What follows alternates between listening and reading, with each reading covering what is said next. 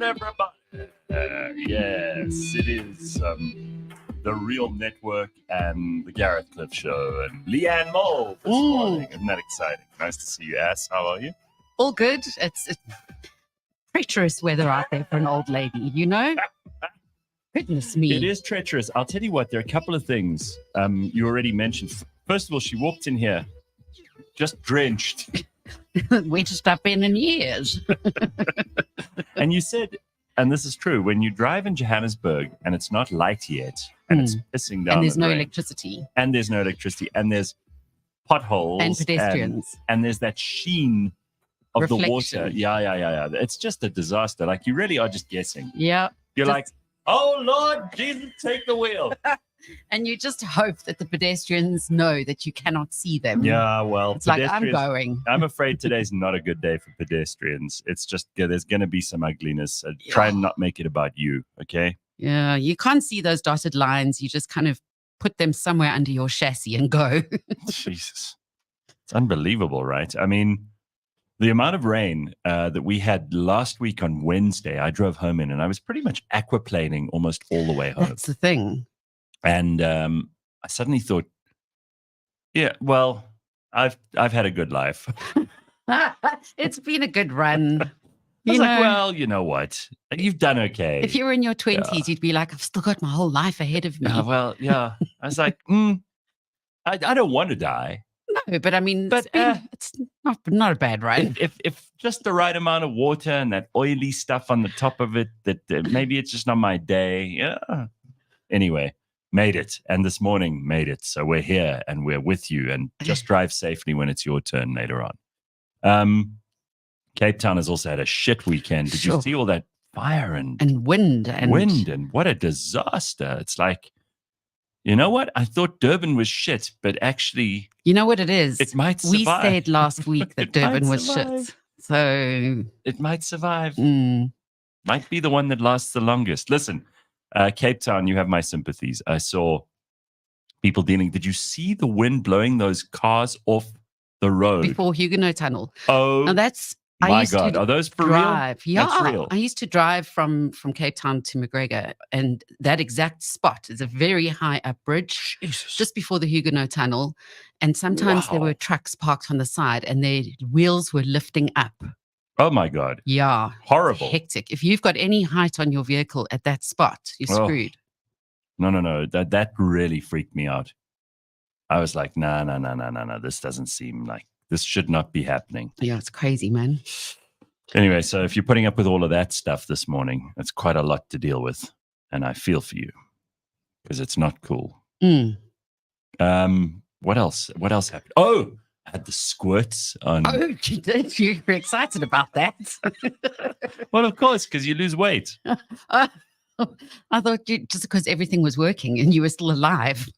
And you lose weight. It's true, though, you do. So I don't know, I must have picked up some 24-hour stomach bug, but it seems to have lasted a little longer than 24 hours. Were you sick, though, or was it just no, the squirts? I didn't throw up. And I was not, I realized there was something wrong, though, because obviously of the squirts, but then also, don't laugh, just let me finish, all right? Also because I woke up on Saturday morning with the sweats as well. Oh, so you realize it's a bug. Right? So you know, otherwise you wouldn't think. You just think, oh, I must have eaten something.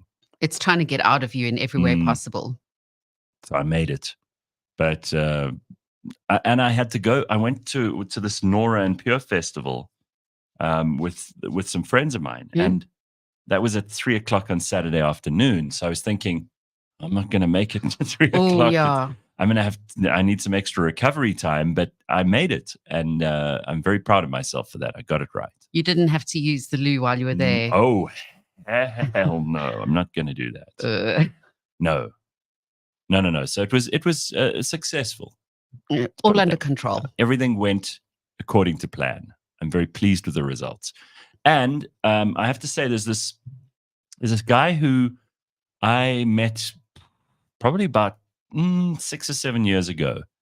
And he said to me, listen, I'm going to get into the music business. Do you have any advice? And as usual, because I do this, I have a standard. reply. I say to people, like, I'm not in the music business. I can't help you. There's nothing I can do for you. I don't want to meet you. And he was so persistent. And he was living in KZN somewhere. And I said to him, all right, look, I'm going to be in Umhlanga on this day. We'll go for a coffee. 7 years ago. Maybe even 8 years ago. I can't remember. Anyway, so he pitches up and now I have to go. So I arrive and he's this ambitious kid who's got like dreams of being in the music business. He wants to DJ. And I said to him, look, good luck. All I can say to you is good luck. I hope it goes well. You know, all the best, blah, blah, blah. Yeah, I know. Right? So he invited me to this thing on Saturday because he's now signed to Nora and Pierre's label. Oh. And she was the headliner. As a DJ. As a DJ. Wow. And he's writing his own music and producing his own music too.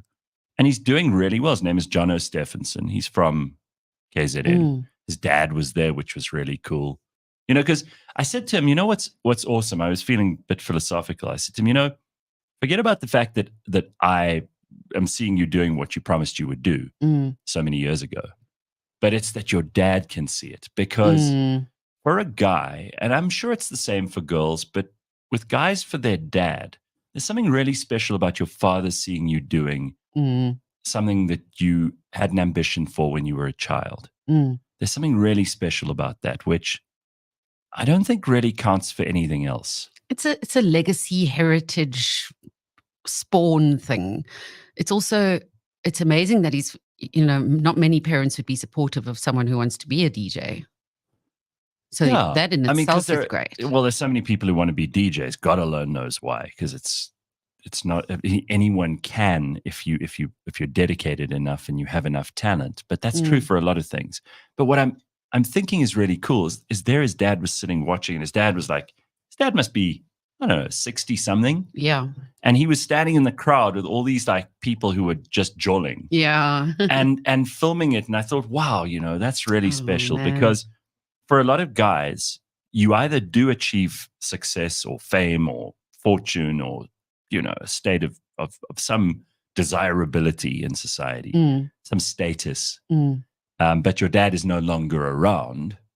Yes. Which is how it happens usually because, you know, sometimes it takes a long time to get there. Yeah, yeah. Or you don't achieve that success and he never gets to see it. So it's always a cool thing to see. Anyway, I thought he did very well. I saw a snippet. I caught like half of it while I was in the kitchen. But you were interviewing a South African actor, black guy, who's made it big in the US. Just recently, and he said his father never recognized him. That was John Carney. Yes. I wasn't just an actor. Thank you. It was the great John Carney. Yeah. He was talking about how his father didn't recognize the fact that he was an actor. Right. And how eventually his father came around and introduced him when he arrived to say, "This is my son, the actor." Sure. Yeah. And that took him years too. And his dad, I mean, it was funny. The way he told it was a funny story. But again, that's precisely indicative of and illustrative of the fact that I'm trying to make here about, or this point I'm trying to make about being a dad and seeing your son succeed or vice versa. So we have a lot to get to this morning. And despite a busy weekend, I had a very lazy day yesterday. That's good. And that's the best way to spend a Sunday. And I hope you did too, despite all this craziness going on all over the place. I see this report, and we'll talk to Dr. Hanan about this. South Africa is grappling with the impact of mental health on its workforce. While mental health awareness is growing worldwide, businesses that prioritize it see it as a boost in productivity. South Africa's economic struggles are taking a toll on our well-being. Surprise, surprise. Sure. Statistics show a significant portion of the population suffers from depression. Experts recommend that businesses create open and supportive environments at work, offering resources to help employees and promote healthy habits like work-life balance and physical activity. By prioritizing mental health, South African businesses can not only improve employee well-being, but see the positive effects of their bottom line.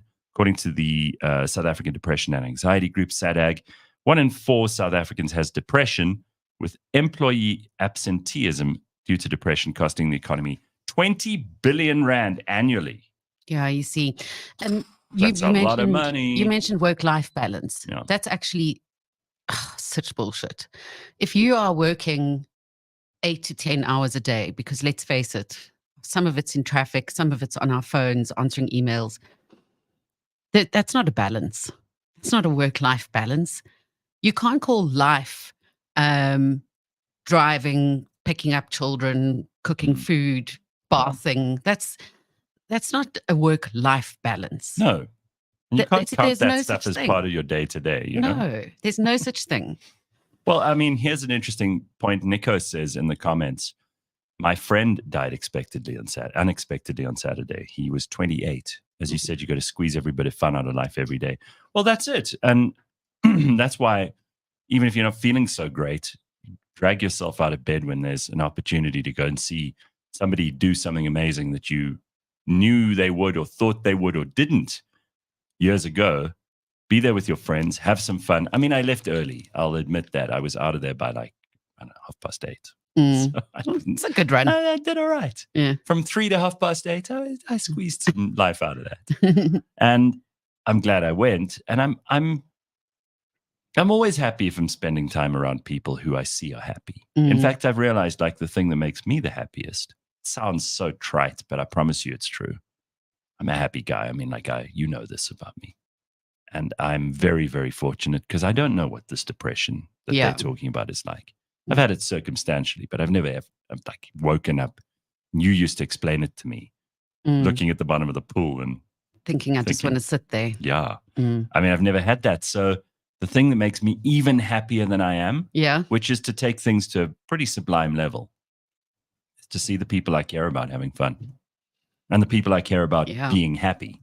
You start understanding why old people are like, they just want to go for tea. They just want to see their grandchildren. They just want to see their friends. It makes them truly thrilled beyond what their own personal happiness can achieve. Means everything. So it sounds like I'm one of those assholes who's like, eat, pray, love. Yeah, or a motivational speaker or something. So I'm reticent to say what I've just said. But for the sake of clarity, if you want your happiness to go from 80 to 90 to 100%, and you're fortunate enough to be in the position I'm in where I'm at 80% most days, then the only way to get it that extra 10 to 20% up is for other people around you to be truly happy and see them in that happiness. That's it. That's what you got. That and puppies and penises. That's really it. Puppies. That's your motivational speak. So if Leigh-Ann had to do a talk on like what makes her happy, it would be those things that I've just mentioned: puppies and penises. With Leigh-Ann Mole. Line up, roll up, get your tickets. Don't miss out. Also, not having the squirts is good. Every time, it doesn't happen often, thankfully. Every time I do, and somebody here in the comments, I think it's, let me just find this. This is funny. Lindy Nduli says, did you accidentally drink the tap water? So she had the squirts last weekend, but every time I do get them, and it's not often. Yeah. I think of that Harry Enfield sketch with the South African pharmacist. Yes. And the woman rings the bell and he goes, hello, Mrs. Bridges. Yeah, so he's an English guy who's putting on a South African accent. Yeah. And she goes, hello, doctor, hello, pharmacist, hello, chemist, or whatever his name is. He goes, I see you have a prescription for tempezoline here. It's rare that doctor prescribes tempezoline. You must have really splattered the bowl. And there are other people behind her, and he's being loud. She just wants to die. She's so embarrassed. And he goes, tempezoline. He starts looking for it. He goes, only you must have really had explosive diarrhea. Looking tempezoline. Here it is. All right, take one of these every day for the next 3 days, and make sure that you put on adult nappies so that you don't have drippage. Tempezoline. That's great. I don't even know if that's there is a cream. I think it's for your piles called Anusol. Yes. Yes. And we spoke about that on the show, Anusol, but we also spoke about that company that does insurance called Asupol.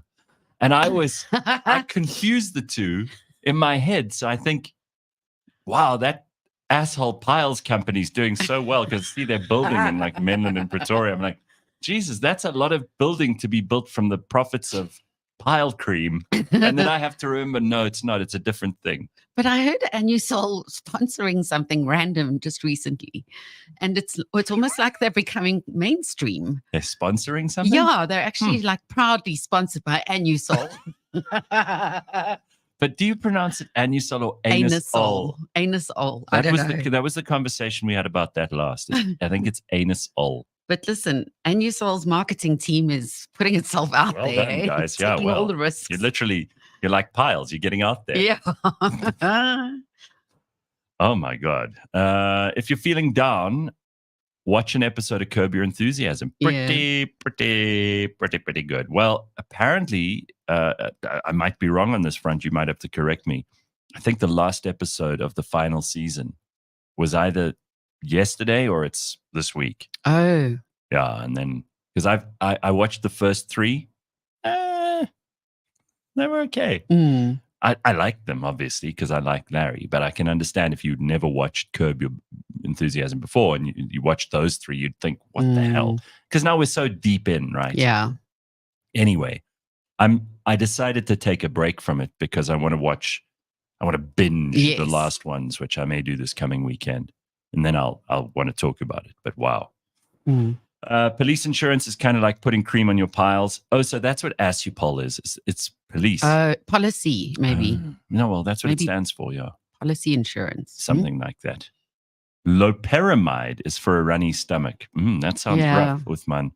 Or what's that pink stuff? Damon used to have to take it. It's like you drink it and it forms a layer of cement in your stomach to block everything. I don't know. And then, sounds horrific. Yeah. And then Imodium. Something like that. B says, I'm one stomach flu away from my perfect weight. I was really excited. Like I was feeling terrible, but I was so excited about the weight I was going to lose. Yeah. But I mean, you eat one muffin and it's all back. Yeah, that's probably true. Women usually don't mind getting the squirts. Means you instantly lose a few kilograms, says Tracy. You do feel nice and light afterwards. Cleans everything out. Carl says, Leigh-Ann, welcome to my TED Talk. Look at the penis on this puppy. Oh, Look God. at it. Yeah, no, you've got to put it in the right order. Jesus.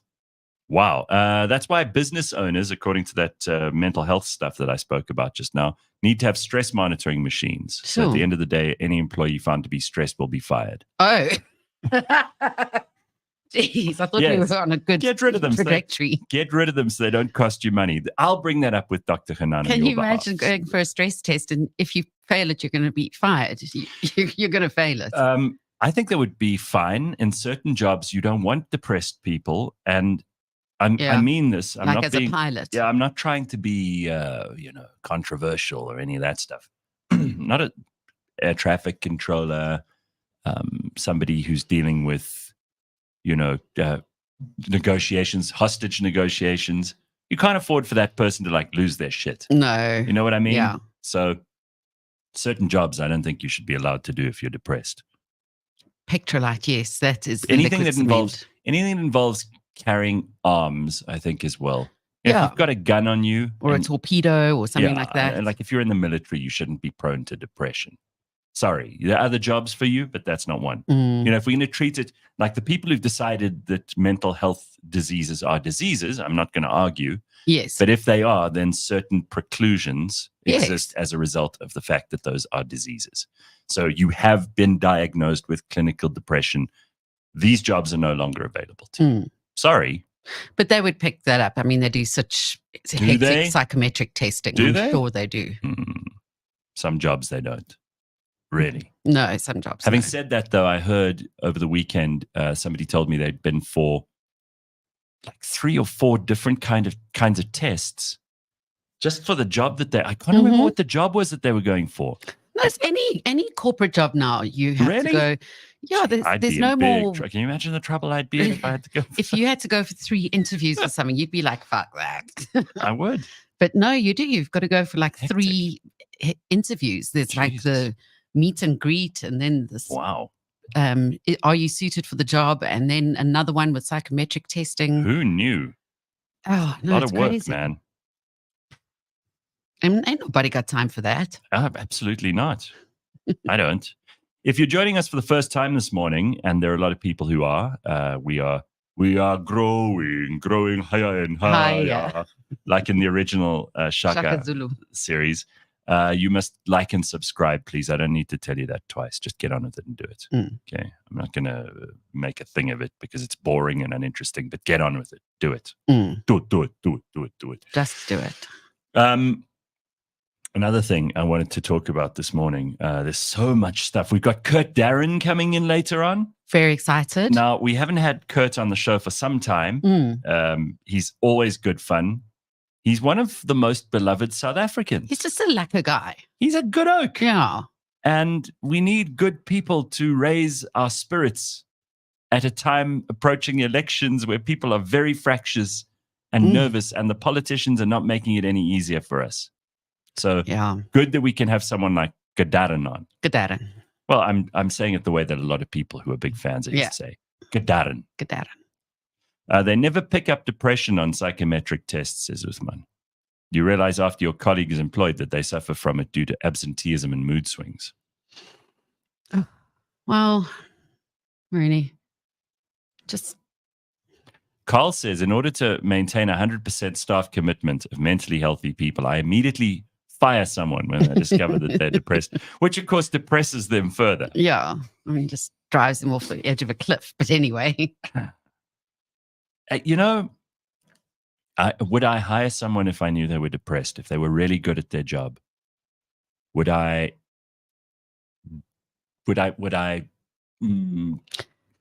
There's a difference, though, between anxiety, ADHD, would and I depression. Discriminate against them? If there were 2 people up for a post and they both had the same qualifications, they were both equally able, there was good aptitude on both.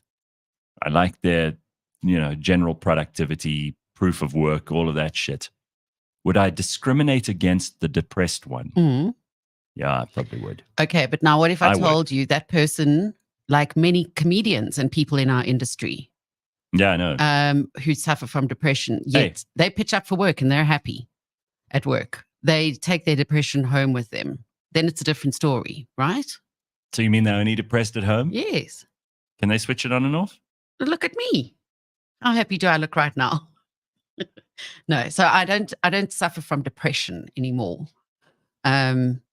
It's a lot of buildup of anxiety, which can lead to that. What did you do? What do you mean? So how did you correct that? Cognitive behavioral therapy and medication. Yes. Threat of shooting? No? No. Yeah, no. I mean, threat of firing.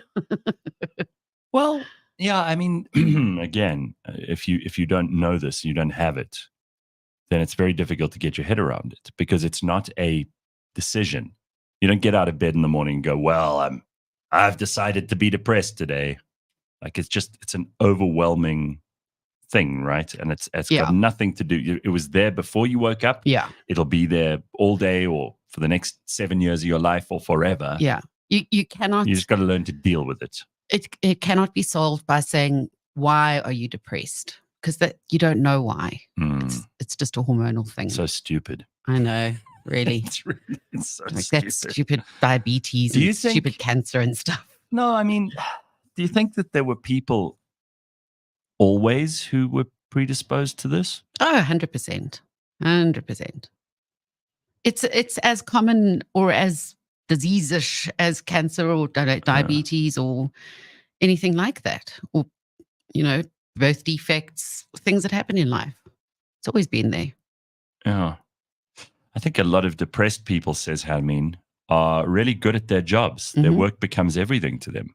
100%. Now, that's a good trade-off. Yeah. If you're very, very depressed, but you will put in everything, but then I might hire you over the otherwise not depressed person. No, but it's true. I mean, that's also what's helped me so much in, we all know that I was in a position where I was really battling financially and battling to find a job. And now that I have it, I give it everything, absolutely everything. And I'm happy to do so. All right. Well, there we go. See? Isn't that good?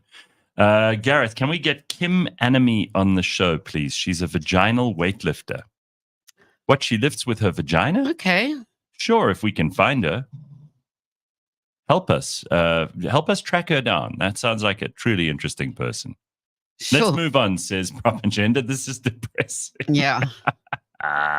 All right. Calm down. Mapello says, last month I bought a new phone from Takealot. It started giving me problems. So I contacted Samsung to inquire about these issues. They told me that the phone was not made for South Africa. Wow, but they sell it on... wow. Mm. Okay. Yeah, you've always got to figure those things out yourself the long way. Grant says, people are also very quick to self-diagnose themselves. When I was growing up, this wasn't a thing. You just kind of had to carry on. Yeah. Oh, okay. And then Samsung makes a certain number of units for South Africa. This was not one of them, says Mapello. Going through shit is not the same thing as being depressed, says Tracy.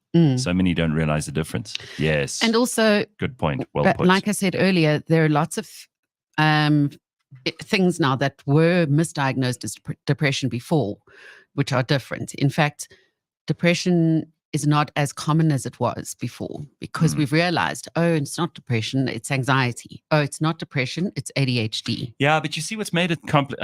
We will move on from this. And we do have Dr. Hanan just now, who's probably the best placed to give us answers on this stuff.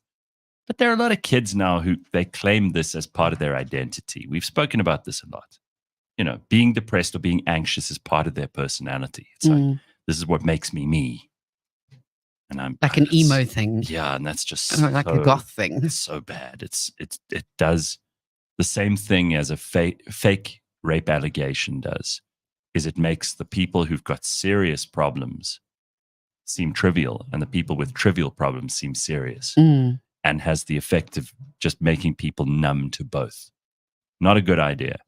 So if you're one of those bullshit artists who's busy telling people that because you think it makes you sound interesting, like it's become a social contagion, especially with young girls, because girls are far more influenced by girls than guys are by guys. That's a fact. Stephen Pinker was talking about this just the other day. It's now a well-established fact that this is what is behind so much of the social contagion stuff that we see in society, particularly in America. But as a result, you know, America passes on whatever contagions it has to everyone else. So it's happening. Anyway, let's get on with it. We got so many things to do this morning. One of the things we want to do this morning is look at the sport, and it is past, which means we get to do a Beyond the Scoreboard recap with all the sport from the weekend with Super Bets. And here to do it is producer James. Hello, producer James. How goes it with you? Very well. How are you? Exceedingly well. That's amazing. You woke up early this morning and made it to the studio without crashing? I did. I was on a woman in prayer, but we're here. We're here doing a show. Well done. What do you got for us sports-wise? Give us a little look at the weekend. I wish I had more. I'm going to start with football, though, because it was another exciting weekend as the Premier League comes to a close. That's your game, that. That's the one. Football is pretty much my whole personality. Yes. It's what I do. Yes. We're starting. I'm glad you admit that. Well, I don't have many dimensions to me. One of them is football. Yes. So started with the Premier League. Sure. Wow, what a weekend. Okay, Liverpool played Man United to a 2-2 draw. That was the game that could have taken Liverpool top of the log and en route to winning another Premier League title. Sadly, I'm not wearing a Liverpool shirt today, so that didn't happen. Arsenal are back on top of the log this weekend after beating Brighton 3-0. And City also won, which is also bad news for Liverpool fans. It's very depressing. It are quite depressing. Arsenal top of the log, 71 points. Liverpool 71. City are on 70 points, which is 1 point behind the leading two teams. So 8 games to go. The Premier League heats up as we get closer to the final day. Moving on to the Rugby Investec Champions Cup, the Bulls played Lyon. They won 59-19. Stormers played La Rochelle and unfortunately lost 21-22. Isn't La Rochelle a suburb in the south? It is. It is, right? La Rochelle. Is it? Yeah. That's where they played. I was there. All right, very good. The Vodacom Bulls put on a dominant display in Pretoria, crushing Lyon 59-19.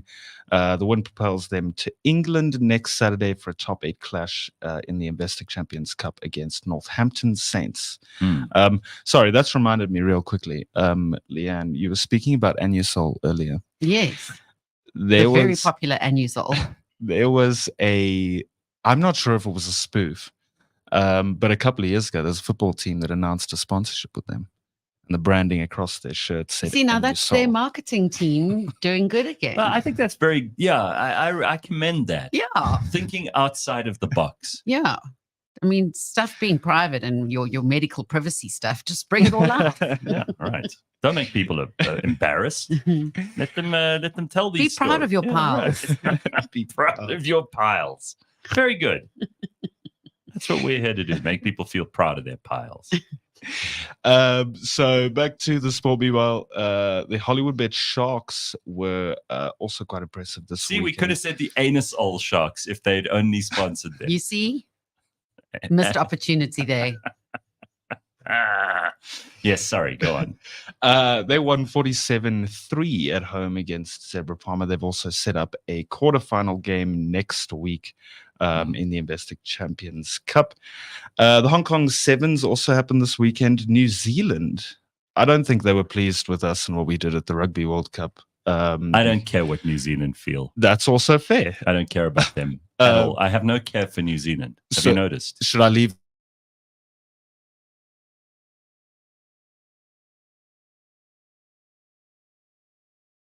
weekend at the Sevens? Their men and their women's team won both. They won. Yeah. I'm sorry, strike that. I'm not interested again. Okay. We'll leave it there. The Blitzboks ended the tournament in 6th after a 33-14 loss to Fiji, sadly. And then lastly, we'll go with Formula One. It happened in Japan this weekend. Gareth, any guesses as to how that one finished? You know, I don't give a damn about this. Well, it was Red Bull and Red Bull. Followed by Ferrari and Ferrari. And that's also how the standings are looking at the moment. Lastly, for you guys, just something I want to throw in. Banyana played Nigeria on the 5th. They lost to them 1-0. They play them again tomorrow night at 7:30 in the CAF Women's Olympic qualifying tournament. They're 1-0 down, so here's to hoping. Crossing fingers. Okay. If I was on a football team, yes, I'd be scared of playing Nigeria. I don't know if it's like a girl thing. And if they were Anusol Nigeria. Yeah, no? Even more. Better. You'd be more scared of them. All right. Okay, well, thank you for that. We did have Benedict Mache in here on Friday. He's a big Formula One fan. Were his predictions any good? Did you compare notes? Because I didn't understand anything he said. Yeah, they're pretty on point. No surprise this weekend. So then he is an expert. Yeah. Because often people will talk a big game when they come in here. They're like, oh, I know about this sport. And then turns out they don't, So he knows. No, it seemed pretty accurate. I'm just, again, not surprised. It's Red Bull 1 and 2. All right. Max Verstappen doing their thing. Thank you. That's enough from you. You may leave. Okay. Very good. Superbet supports responsible gambling, strictly no under 18s, and winners know when to stop. The South African Responsible Gambling Foundation's toll-free counseling hotline, 0800 006 008. It's a big thing, this sports betting. People love it. Just by the way, we were talking about La Rochelle. Paul says, yes, I grew up in the South. La Rochelle used to be so nice. Now it's just Nigerian hookers. Oh, it's still nice. I mean... Depends what you're looking for. If you're looking for floats your boat. If you're looking for Nigerian hookers, it's a proper win. I'd say. Yeah, La Rochelle. Very good. I don't think girls are far more influenced by guys than the guys are by girls, because almost everything guys do is to impress girls. Very dumb things and even very good things. Mapelo makes a good point, but that's not what we're talking about. We were talking about the effect of peer pressure. So in other words, girls are influenced very much more by girls than they are by guys. Guys are very much more influenced by guys than they are by girls. But if a girl does something to, guy's not going to behave like a girl, but he will do what he can to impress a girl. It's a totally different kettle of fish. It's why he wants the status, the good job, the car. Yes. Yeah. Exactly. Right. Sanele being very rude about Nigerian women, saying that they look like men.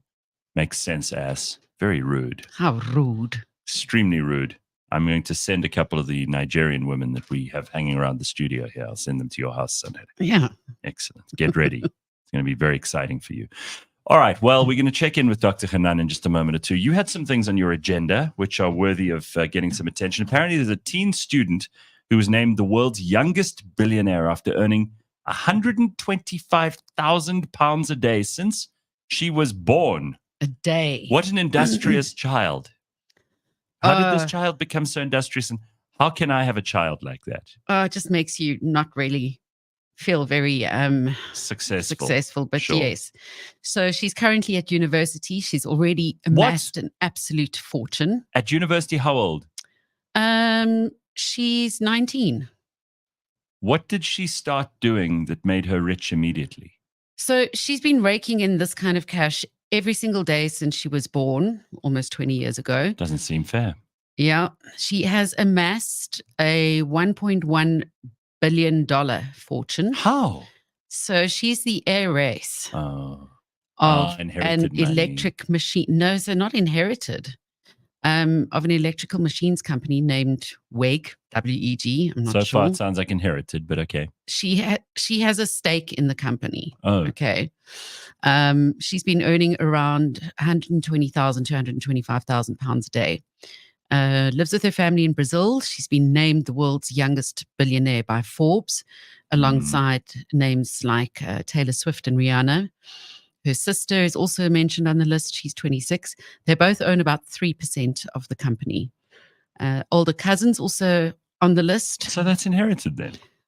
Inherited, but also, you know, if you're given, doesn't it come off of your inheritance as such if you're given those shares?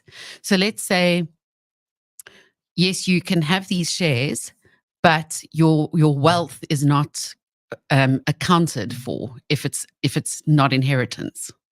No, Leigh-Ann, she inherited that. No, she didn't earn it in the womb. Her parents must have bought the shares for her. But then how does Forbes calculate her as a billionaire then? Because Forbes just look at your total paper money value. Okay. So yeah, she's an heiress. You said it in the first word. Okay. Heiress. That means, yeah, she didn't earn it. Yeah. So yeah. Sorry to break it to you. You thought she was more of an achiever than she is. I actually really did. This is how they bullshit people like you. All right. Sorry, Leigh-Ann. Earlier this week, Burst your bubble. She was there all was- excited. She's like, oh, it's possible to be an heiress, but actually make it yourself. earlier this week, there was another story about a child millionaire who made enough money to retire at the age of 11. Oh, I don't like these people.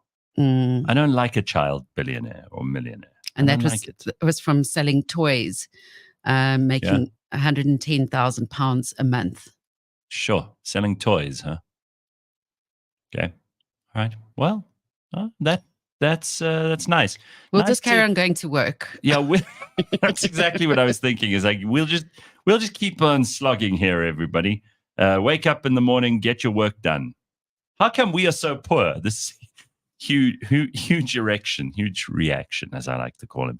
How come we're so poor and there are so many more billionaires in the world now than ever before? Maybe I'm just lazy or not born with a silver spoon. This silver spoon thing's a big thing now. Right. I hope she's learning to be a philanthropist, says Durban Dope. She's studying law, I think. She's not going to need that. Yeah. £125,000 a day.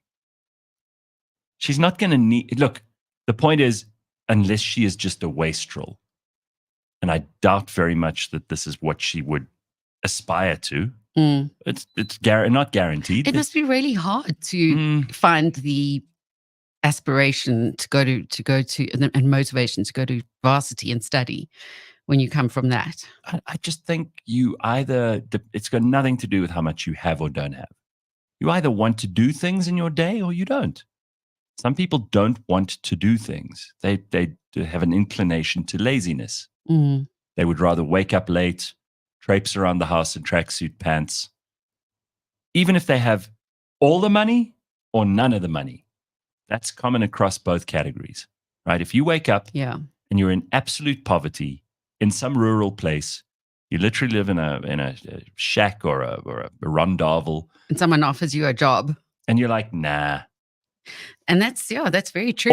That happens. Or you're very rich and you live in an enormous house that you inherited or something else. You didn't earn it. You're not prepared to work for it, to keep it. You've got enough money in the bank to not have to worry. And you traipse around the house. Mm. And someone comes to you and says, listen, there's this very cool thing that I know you would be interested in doing. And you're like, nah, that's lazy. It's the same. Yeah. I think that's the same across both categories. It's not a good look. No. All right. So, in other words, another story about a rich person to make us all feel lazy. Yeah. Even though she's lazy at this point because she hasn't earned that money herself. We'll see. The proof is in the pudding. And then I've always wondered about this when you're on a plane and the cabin crew, you could tell they have like a language of their own. Yeah. Body language, like a look. They've actually got code words. Yeah. So there's a problem passenger in row 4B or whatever. Even before that, I've heard before that if you are standing at, you're booking your ticket or you want to try and upgrade or something like that, they'll send little codes to each other on their computers. Asshole. Yeah, talking about. So apparently there are secret nicknames that flight attendants have. Tell me. Like it's the same like at Walt Disney World, for instance. Cast members say code V, and that's if a kid's like vomited at some passage or something. They call that a code V. But yes, flight attendants, firstly, there's this misconception that one of the words is PAX. But now I know from eventing, PAX means the number of people. Correct. Okay. So firstly, to dismiss that, somebody thought that PAX was a code word, but it's absolutely not. So there is BOB.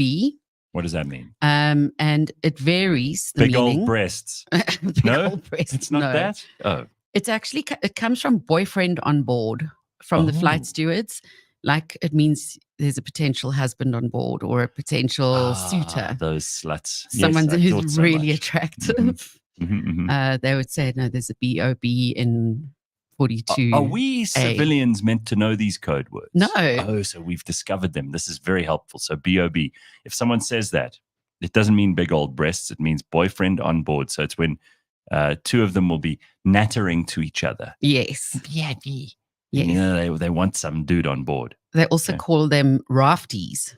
If you find a particular attractive person, it's, in other words, somebody that you would want in your raft.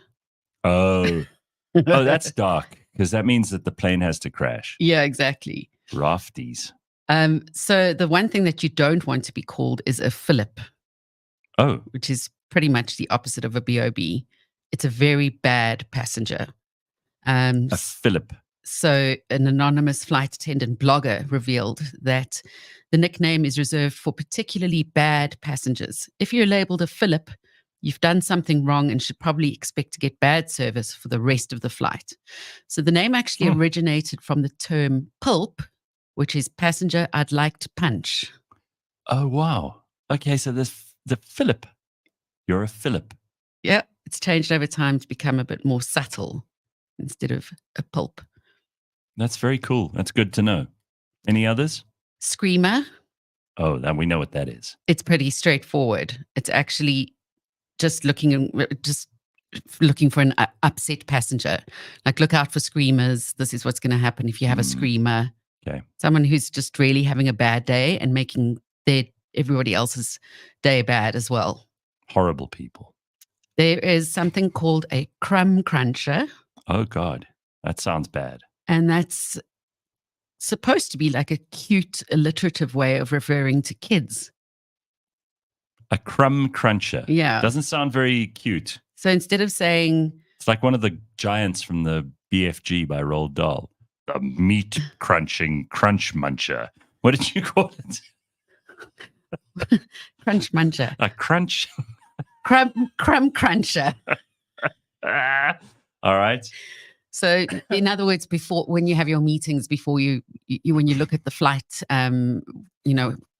passenger list or whatever, you'd say economy's full of kids today. They'll say economy's full of crumb crunchers today. All right. So yeah, there's something Terrific. called a baby Jesus. Oh, what? Oh, Yes. sounds good. Is it good? If you hear a flight attendant refer to your baby as baby Jesus, don't be flattered. It's a bad thing. It's a code name for a fussy baby whose parents are doing nothing to help. Ah, okay. I've seen a couple of those on planes. I agree. Give them any name you like. Yeah. I'm not a fan. Spinners is another one. Spinners refer to passengers who board late and who don't have a seat assignment. The term signals how these passengers kind of spin around the plane looking for an open seat, kind of scratching their heads. Okay, yeah, I've seen those as well. There is something called a hot coffee.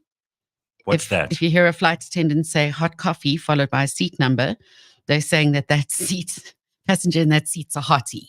Okay. All right. Enough of these. Yeah. Okay, We enough. have It's to, very- it's very insulting. Yeah, we have to get to Dr. Hanan anyway. Absolutely. All right. Here he is, the great Dr. Hanan. Hey, it looks like you've got some power there for a change. You're not in the dark. Yeah, I know. Geez, thankfully, otherwise I'd have to sit in the car again.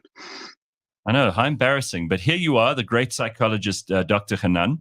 And we were talking earlier about this report that's just been released by SADAG about 1 in 4 South Africans who have depression. It apparently costs the economy 20 billion rand annually. You believe that? I actually think it's much worse. I think depression is on the rise. I think anxiety is on the rise. Think about where anxiety levels and depression and insecurity and frustration and anger were, 20 years ago versus where it is now. It's getting progressively worse. Depress us? What the hell, man? I'm part of the problem and part of the solution. Oh, what's wrong with you? Here we are having a nice, happy Monday morning. You have to bring on the depression. All right. So, Doc, if that's the truth, we've got some serious issues, not just in South Africa, but in the world. And we're maybe only coming to grips with them now, but it's something we need to take seriously. I mean, if it costs the economy money, then it's everybody's problem. It's not just the problem of the depressed people. Of course. I mean, have you ever sat in a room with an anxious or depressed person and think it doesn't affect you? So No, it affects you on a I just, when I see them, I get the hell out. So it affects you on a micro level in whether you're having dinner with them or dinner in a group or whether you're part of, their social circle, and it affects us globally. There's a domino effect. People that are depressed, they don't want to get engaged with life. They don't want to get engaged with people. They don't want to fix things because they're in survival mode. So it's all about me, me, me, me, me, me, me. So a lot of the times when we call people, selfish, is because they're going through incredible amount of internal turmoil to help them fix themselves first before they can look after anybody else. So if you want to breed a society that looks after other people looking after other people, it's all about fixing mental health, for me at least. So, Doc, let's go to an email that we've got here from someone who's not depressed, but they're worried about conspiracy theories. It's from Lisa. She says, my dad has gone well and truly down the rabbit hole, and the algorithms are working super well to keep him feeding one conspiracy theory after the next when he searches for videos. It's becoming a bit of an obsession for him. He's literally just watching videos 5 to 8 hours a day. I feel like we're slowly losing him as he loses touch with reality. The last straw for me was me having to listen to him talk about tests done, which proved the Earth could indeed be flat, that there is no moon, and we live in a type of matrix or 3D dimensional illusion. I feel like I've lost my dad, and there's no reason. When I try to question in a nice and constructive way, he says he has an inquiring mind, and it's good to question the status quo. He's super brainwashed, and he believes that we're all brainwashed. What would Dr. Hanan suggest would be the best way to get him out of this downward spiral, which I believe is starting to affect his relationships because he's feeling isolated and depressed? Or do I just accept him for what he wants to believe and let him be? Bad. Right. So I'll offer 3 separate pieces of information that might be useful to you. First of all, every human being on planet Earth needs to make sense of their world. So we don't accept, the brain does not accept things that don't make sense to us, that are valuable to us. So, and I say valuable to us because not everything is valuable, not everything you have to make sense of, but the things that are valuable to you that are not adding up, I call them open loops. The brain has to close that loop and make sense of that. So for example, if my child is not doing well, that's an open loop. I need to go and make sense of that. So I go to the doctor to close the loop. If my marriage is struggling, that's important to me. I can't accept that. I need to go and figure it out and close that loop. If financially I'm insecure, if my work is not going well, if a particular friendship is not going great, my brain can't just accept that as something that doesn't make sense to me. It has to go out and search for an answer that closes that loop. So every human brain has to close a loop. And by the way, that's what creates anxiety. All anxiety is an open loop, something that doesn't make sense to me that I cannot make sense of. So that's why people attach themselves to any form of theories. Then that's their way of making sense of their world. That's why people attach themselves to esoteric things. Maybe people attach themselves to religion.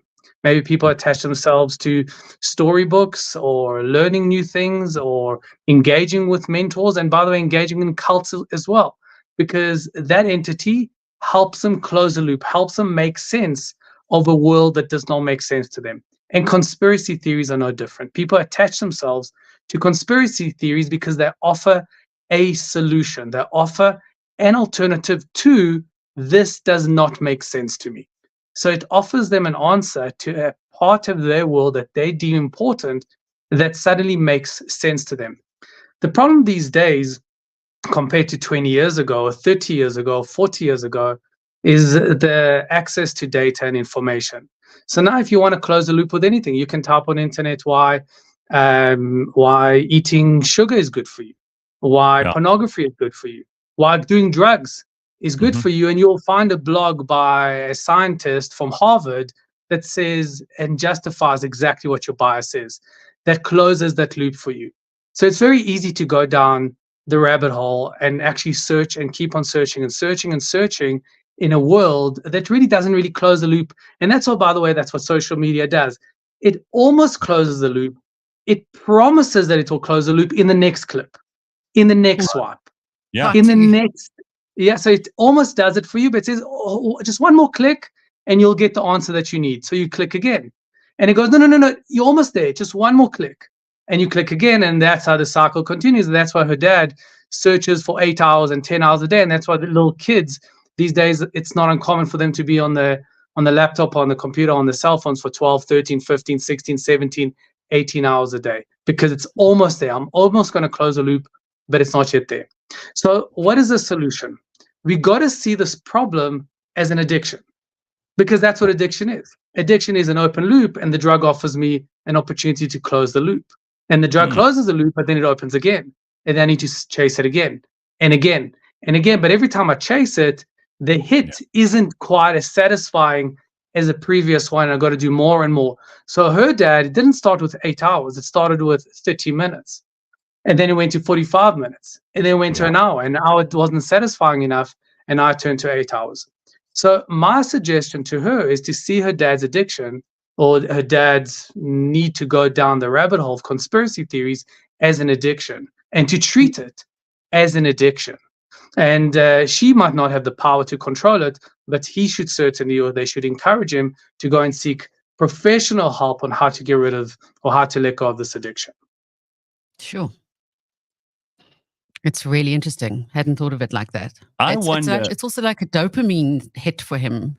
Yeah. Well, I mean, there's also this reward mechanism that when you're trying to discover things for a curious mind, and I thought that was interesting. The part that hit me was her saying, well, he just says he has an inquiring mind.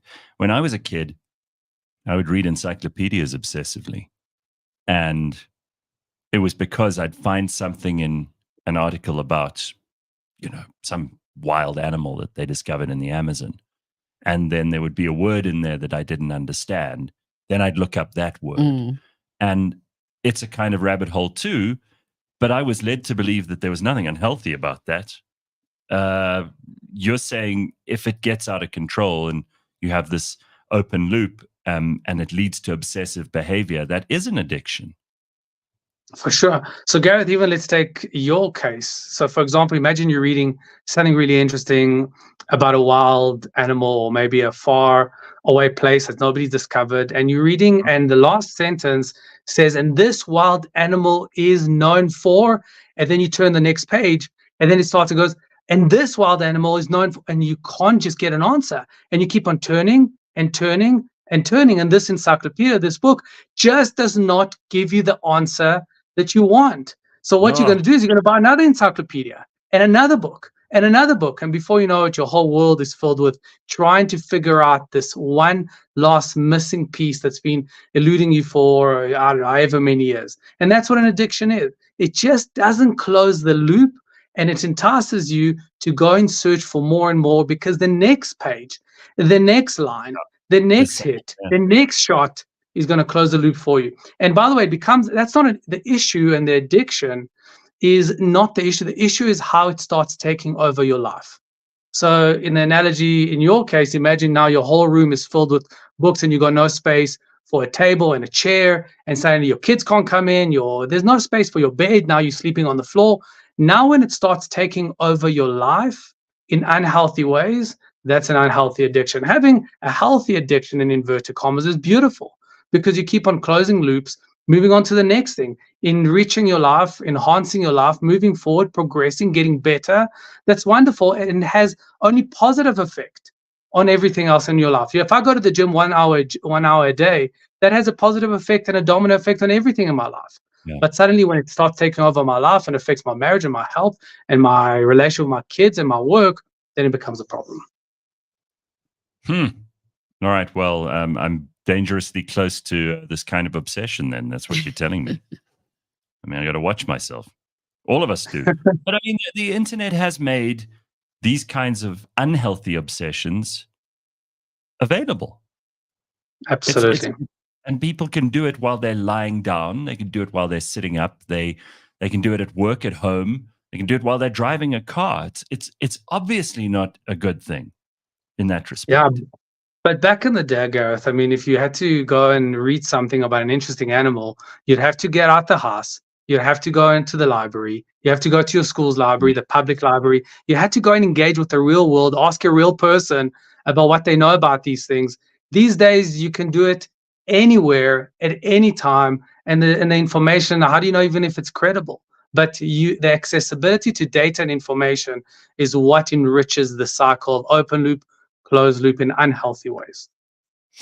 Well, I hope this helps, Lisa, and thank you, Doc. We will chat to you again in a week's time. Have an awesome week this week, and we'll catch up. Same to you guys. Stay warm. Thank you. Very good. Yeah, stay warm, and don't drive in dangerous places today with aquaplaning and all that shit. All right, we'll be back.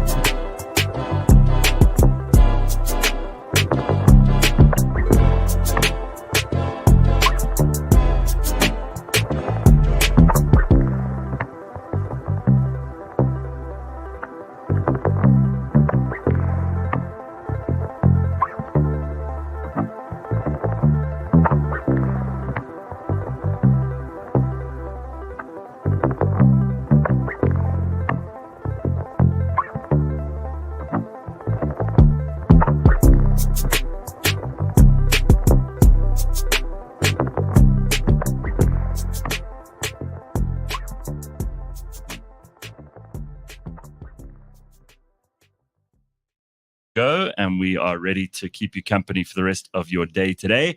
And among other cool things that we have, none other than the great Kurt Darren.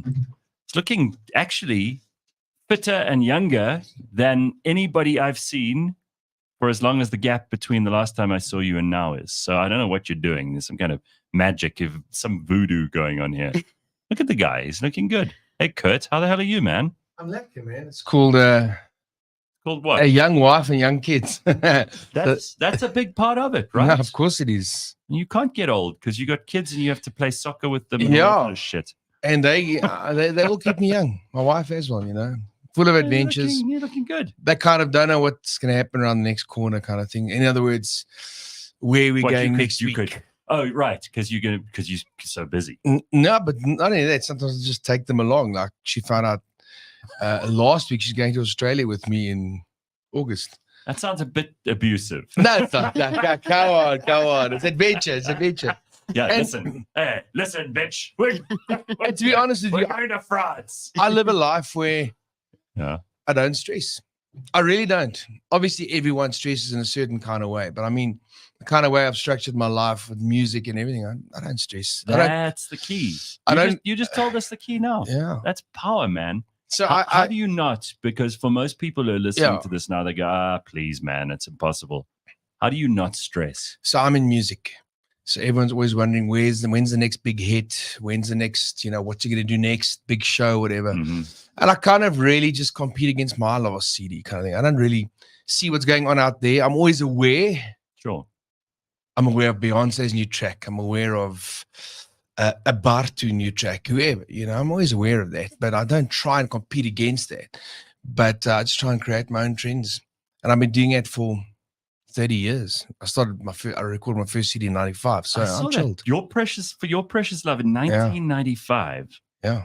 And then only in 99, when you started writing your own songs, you really started to break into the South African music business. And I mean, ever since then, you've written a couple of songs and you've performed these songs a couple of times where it's occurred to me that you've got way beyond what most people could wish to achieve in a music career, because there's an anthemic value to those. I mean, like Kaptein, Mm-hmm. When you hear that, you just think, yes, that's not part of South Africa. That's part of the culture. Yeah, it's a blessing. I tell you something. It's a big deal, man. Yeah, but when we write, and when we write, we envision the people in front of us. That's exactly what you do. We don't write just for ourselves. I like writing a great melody. I was brought up. My parents brought me up on Eagles and that kind of stuff. So I love great harmonies and I love great melodies. And I listen to different kinds of music. Everyone always says to me, when you're alone, what kind of music do you listen to? I can't even define that, because I'll listen to whatever music I'm in the mood for. And it's the only criteria is a great melody. Something that can just make you relax. I agree with you. I'm so pleased you said that, and you're a musician. When I say it, nobody listens to me. But a great melody is the most amazing thing on the planet. It's still, I've told you a million times, Leigh-Ann, the only thing I'm jealous of is people who can write music. And to write music, you have to write a good melody. Yeah, I think that's the basis of it all, and if you want to bring a message across, and different people are different, you get politician singers, you get singers that just want to make you feel better in the morning traffic. You get all those different kinds of things, and I've just always just kind of written that I don't pigeonhole myself, to I've been asked to write a Blue Bull anthem, and I've been asked to write a Stormers anthem. I've been asked to appear at different political rallies and all that kind of stuff, but I never want to kind of alienate anyone kind of thing. So my music must be accessible for everyone. And I think you can see it when I do the different kind of things I do. They'll play it at the Rugby World Cup. They'll play it at the cricket. Yeah, you've also done collaborations with so many different artists that no one can really pigeonhole you. Yeah. Everybody is talking about this Beyonce album at the moment because she's done country music. Yeah. She did a terrible, terrible cover of Jolene. I haven't even heard that. We must. When you've listened to it, I want to hear what you think. Because what bothers me about it is that she's gone and taken. A friend of mine pointed this out to me. I didn't even know. She's taken that brilliant song Jolene, and I mean Dolly Parton is unbelievable, right? I mean, first of all, the most prolific writer. and such Yeah. a genius musician, and someone who understands the art of it. Like the whole story of Jolene is a story almost any woman can relate to. Mm. You know how it goes. Yeah. It's like, there's this woman who is making moves on her man, and she's deeply insecure and desperate, and it's eating her up. And she eventually has to tell this woman, just please leave my man. I love him more than you know. And if you take him away from me, my life's over. And I've actually sent someone a WhatsApp to that effect. really, so Yes. then every woman understands this, even Yeah. Leigh-Ann Mole. Yeah. And what she's done, and God bless, Beyonce for doing some country. I think that's great. And as we said, you've done so many different genres of music. But here we are with her going into it. And somehow, I don't know if someone advised her to do this or she chose to do it herself, but she's made it all about how she's this awesome queen who doesn't really give a shit about. Yeah, it's like lost the message completely. Yeah. Okay. You almost want, especially because we know Beyonce is like all the single ladies and like, I don't need no man kind of stuff.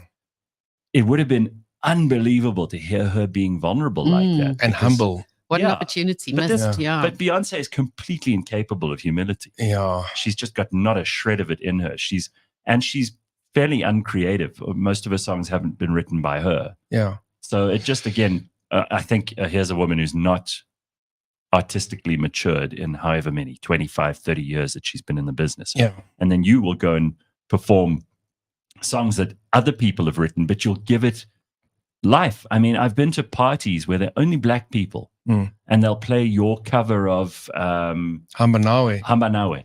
And I'll think, wow, this is quite fucking weird. Yeah. Mhm. And But it I've only done that, in 30 albums, I've only done that probably about 10 times. But it's work. As in 10 songs, as in like, if I really love a song, I'd want to, and I promise you, I've written over 95% of my music, as in that has been released. But that other 5% are songs that really, I was busy with a signing session, I think at the Carousel when the Carousel still remember that. existed. And I was busy with a signing session after the show, and they were playing, to my market, the DJ was playing music, and he started playing this in the Hambanawe. Mhm. And I was like, oh my mother, what song Like is this? this. Like amazing. Mm. And I could feel it. I could see the people were feeling it. And I thought, wow. And then I wrote to them. I asked them permission. I said, can I do this in Afrikaans? And they were so cool. I actually performed the song with them the other day at a function just for the fun of it. They I've called me seen, out I've in seen their you key. perform with them. Yeah. Oh. I just have fun. I just love how music makes people feel. And that's what I try and portray. So is there still the same kind of thrill that you've always had for it? I mean, performing has to have a massive high, right? Because you're up there, even if it's like a smallish, and for you a smallish crowd is still thousands of people. Yeah. But you still get a thrill out of it, and you still Definitely. love it. And when you release a new song, and you're doing this all the time, Yeah. every 3 months you release a new single. Yeah. Look, I mean, it's that. So everyone asks, what's your favorite part? So, I mean, for us to write a song, and when I say us, I mean a guy called Adams Kleinans, who's been writing me for a very long time. Sometimes I've written with other people, but I will come with a melody and an idea and kind of structure where I want to go, sing into my phone. Sometimes I wake up out of a dream. I promise you. Yeah. I wake up out of a Love dream. this. And I've got this melody in my head, and I force myself away because I've missed out so many times of melodies that I thought, okay, that is so good, I'll remember in the morning, and I go sing into my phone. I promise you. And I wake up and I go sing into my phone. I send it to Ernst. We get together for a day or two and we write. We did it I got it for ship. I was on a cruise last week Wednesday, and my wife and kids flew home. Yeah. And I said to them, I can't fly yet. I got an idea because the studio's in Cape Town. The Thursday morning, I got together with them, Yeah. my producer and Ernst in Noordhoek, Yeah. which can be quite an inspirational place. Yeah. It's beautiful. Yeah, in Noordhoek. And we got together and we wrote the basis of a song in the morning. My producer started constructing it. I had to leave the studios at 3:00 to catch my flight back at 5 from Cape Town International. And 2:15, I did my lead vocals on the song. And that song I'll get the mix later today. Oh my That's- gosh. that's- How crazy is that? It's amazing, man. I just love it. It's like, I would love that so much, to that feeling of accomplishment when you've written a song, especially if it's a really great song that people will remember the melody, that they sing back to you. That isn't just one of those songs, but it's one of the great songs. oh man, I tell you, it's the most amazing feeling when you've written something and you got these voices in the crowd singing back at you those words that you've created. You know, it's Yeah. amazing. You know, and I mean, you know, it's the same as you guys. You know, everyone's got their own talents, no matter what you do. You know, and I mean, I was at the dentist the other day, and I said to him, I said, I don't think you quite realize how you can change lives. I think it's amazing what you what you guys do in your special field. You know, and then they send me the bill, and I'm like, is that all they charge? I promise you. Yeah, It's like because weird. you think that actually, you know, when you have a sore tooth or Yeah. something's really wrong, That's exactly your what I'm trying to whole get at. life is screwed. Oh man. You would pay any amount of money to get back to being healthy. You You can't sing if you've got a sore no, tooth. and you can be as big and fit as you want to be. If you got a sore tooth, it's gonna bug you. My tooth actually chipped in the bush, and that when your tongue keeps on Scraping against irritating, Yeah. and so my whole jaw was swollen, kind of thing. Probably an abscess. And that's when I Ugh. said to him, listen, I don't think I think you should be paid more. But it's like anyone, you Well, know. don't it's, say that, because the rest of us don't want to pay them more. Yeah, I know. He's just yeah. All right, I listen to just- this. Gijs Brits says, my sister lives in Abu Dhabi. They went to Kurt's show when he performed in the UAE. It was nice to see such a big crowd attending, and that in a foreign country. So you've performed all over the world. Yeah, that was last year. We did the Hard Rock Cafe there, which is set up for big concerts. It was amazing. Yeah. Yeah, full of expats and all their new friends kind of thing. So it That's was awesome. very, very cool. And we kind of broke the place down because I don't think they were expecting to sell so much brandy and stuff. But it was lekker. It was really awesome. And then, this year I'm in Australia for two and a half weeks, 9th to 21st of August. I'm in London. I'm in Holland. So I'm all over the place. man. Yeah. Apart from all the lekker shows we do here. Well, M says, nothing better than to sing along to Kaptein after a night out in Malta and feeling a bit homesick. Ah, Mm. beautiful. That's eh? lovely, Yeah, right? It's That is like- amazing. Azalea says, Kurt's a national treasure. Mm. Yeah, you see, people just love you, dude. No, I appreciate That's it. fantastic. The amount of double brandies I have drunk listening to Kurt Darren. Hambanawe was on my Rugby World Cup playlist as we drove through France, says Tia. Wow. No, it's amazing. Eh? Yeah. I remember in France, I was there for the World Cup for the Irish game. And I got into the stadium about 4 hours early for whatever reason. Yeah. And the rugby shirt, I didn't even know I had a rugby jersey. I promise you, I didn't. I thought maybe through the years, but I'd never bought a rugby jersey. So my wife had secretly packed in this jersey. She knew. You're going to need this. Yeah, I packed my own clothes, but she had packed this in under my clothes. And I found this at my hotel. But she had made one fatal error because the only rugby jersey I'd ever received had my name on the back. Oh, no. So walking through Paris on the way to the Ireland game with a couple Did it of say friends, Kurt Darren. it said Kurt. Oh, That's all it said. okay. Kurt. But I had a jacket on because it was cold. France was cold. But for the also, Rugby who's World not going to Cup. No, I know. But I thought, no, this will be fine. Jacket. Yeah. And then I took my jacket off when it got a bit hot, and then it was funny in those streets. You had security guys like the French security. They walk around with big megaphones, Yeah. trying to direct human traffic to the stadium and away from the pubs and to the pubs and all that kind of stuff. And someone spotted that, and they took their phone and they asked the security guy to use the phone. And they started playing Kaptein into the megaphone, Oh my gosh. and then I went and sang on the megaphone. Listen, what a joy! Nah, look, You know, that's a lot of people I've met over the years have had very, very nice things to say about you. And very seldom have I ever heard anyone say anything nasty. You obviously get along with a lot of other musicians too. It also occurs to me that you have a pretty damn good reputation. Like, you are not the kind of person who would say, no, I'm not going to sing through the megaphone. You're like always up for a fun thing. You don't take yourself super seriously. I No. think you take your career seriously. yeah. And you what you do, you take very seriously. But it's not like all about you all the time. And you're No. happy to laugh and have fun with people. And it's not like, oh, this is a serious musician who doesn't find anything else amusing. Look, you must be prepared when you start life as a pop singer or you're making pop music. You must be prepared that sometimes you are going to be a bit of a gimmick to some people. Yeah. But I will allow it to a certain extent. Don't make fun of me. There was I remember there was a radio station quite a few years back, and they were having this show. It wasn't an Afrikaans radio station. It was an English radio station. They decided to have this Afrikaans festival because it was the in thing. And they got me to interview me, and they were like, when I got into the studio and I was talking like I'm talking to you now, they started talking to me on purpose, like slowly. What do you and I thought, are you undermining me now? And you're undermining a whole culture. I think it's just stupid, And then I kind of said that to them.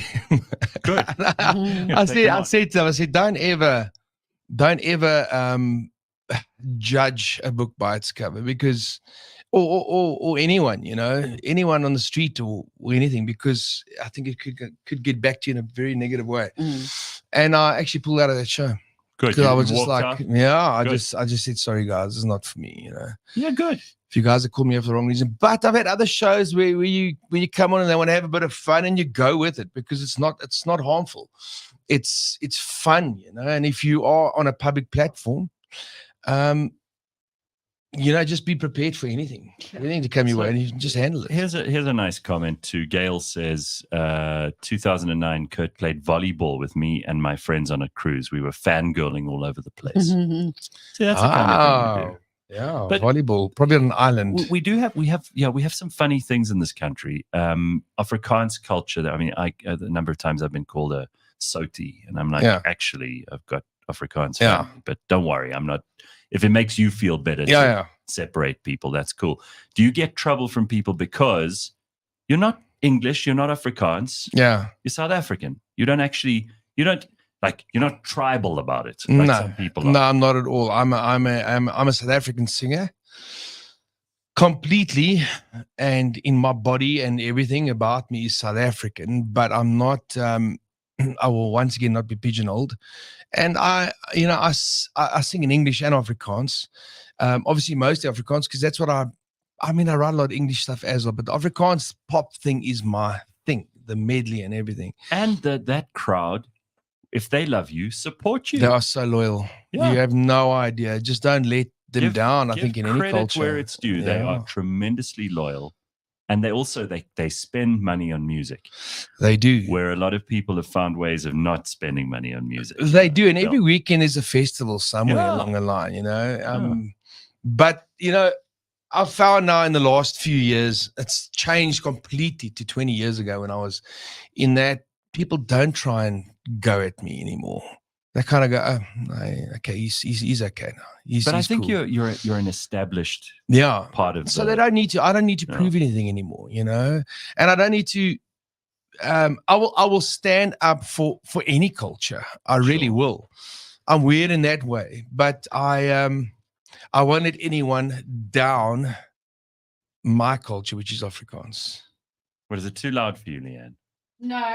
Oh, you unplugged. I stood on it. Oh my God, how embarrassing. Stood on her cable. I think you're in one of these underneath.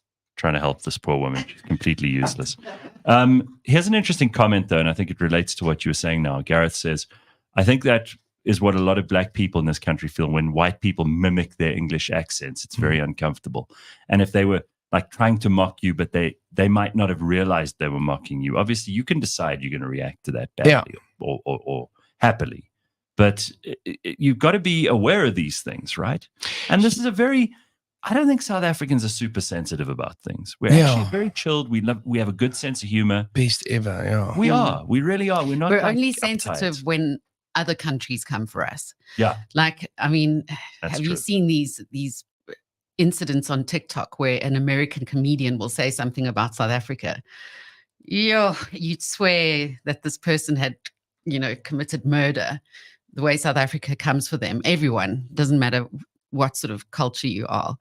It's like leave our South Africa alone. You cannot criticize. Yeah, I saw the coloureds getting upset when American some American like race hustler, like activist, Yeah. activist type was going, you can't use the word colored. It's offensive. And like all the coloreds, The coloreds are like, we gotta say coloreds whenever we Yeah. want. Yeah. proudly Basically, screw colored. you. Yeah. I think the main thing is our sense of humor. I mean, you travel all over the world. I mean, I'm talking about Australia now. I love Australia and I love New Zealand actually, but they look the same as us. They actually dress the same as us. They got the same kind of style, everything, but they don't have the same sense of humor. I feel it's like the weirdest thing. But South African sense of humor right across the world is, if you walk in the subway in London and you're in a full carriage and you see two people talking, you must know they're South African. Yeah, because nobody talks. Yeah, the rest have got headphones on. Or whatever. Right. They're South African. They're trained to ignore each other. Yeah. You've done 5 different movies, or you've appeared in I'm 5 on different 7 now. Yeah. 7 Yeah, I had a movies. new one that came out about 2 months ago. You've been a presenter on CakeNet and on Jacaranda, so you've done a little bit of radio and TV as well. And as far as I can tell, you were very good at both. The movie thing and the fact that we have like an industry in television in this country, like CakeNet especially, I always give them credit. They commission lots of local productions that generates the opportunity for talent, which a lot of other places in the world are not doing. And again, you got to give credit to the Afrikaans community because they watch these shows. Yeah. So do you enjoy that stuff enough to take it seriously, or is it just a fun side thing? Look, whatever I do, I'm going to try and do to the best of my ability. If you tell me to go and play a cricket game or a rugby game, I'm going to be able to do it. But I'm not going to be able to do it like Siya Kolisi plays rugby. But I'm going to be able to play rugby. And I love being capable in those things. So in the movie business, I actually produced the last movie. I was a co-producer on my last movie. What was that? # Love My Selfie. It was shot on a ship. Oh, but you do a lot of year. these ship things. Yeah, So well, there's a that's my big- business. You know, I've got super events, my wife and I. So we've got super events. Tell so me we about do, that. Tell me about we that do for a second. cruises. Get back to the movies. Yeah, look, I've been cruising since 1992 was my first cruise with MEC Cruises in South Africa in 1992. And so I had trade-offs with them. So I've been all over the world. In other words, they'll say, Kurt, can you come sing on this and this date on this and this cruise? And I would go and sing on the cruise. And they would, that was in the era of Starlight Cruises. And I they would remember that. send me to the Maldives or send me to South America or send me on a Caribbean trip or whatever, you know, as payment. And then about 12 years ago, they approached me, MEC Cruise, and said, listen, no one knows the cruises better than you know how cruises work and kind of how you must structure your shows, because the cruise also has shows on at the same time, all that kind of stuff. Would you mind making your business cruising, like events on cruise? So I do the kids cruise, kids and teens cruise. Awesome. Out of Durban in December. I think that's on the 13th of December. Then I do the Super Socky cruise, the Krona cruise, and I'm a partner in the Bokboot. That's bloody which is amazing. so I love the names. So, I mean, yeah. Kaptein gets a fair amount of airplay then. Kaptein plays on every single cruise. And they No, must that's get not mad. my thing. That's the cruise thing. Kurt, I have been I would say one of my top 3 parties I've ever had was on a cruise once.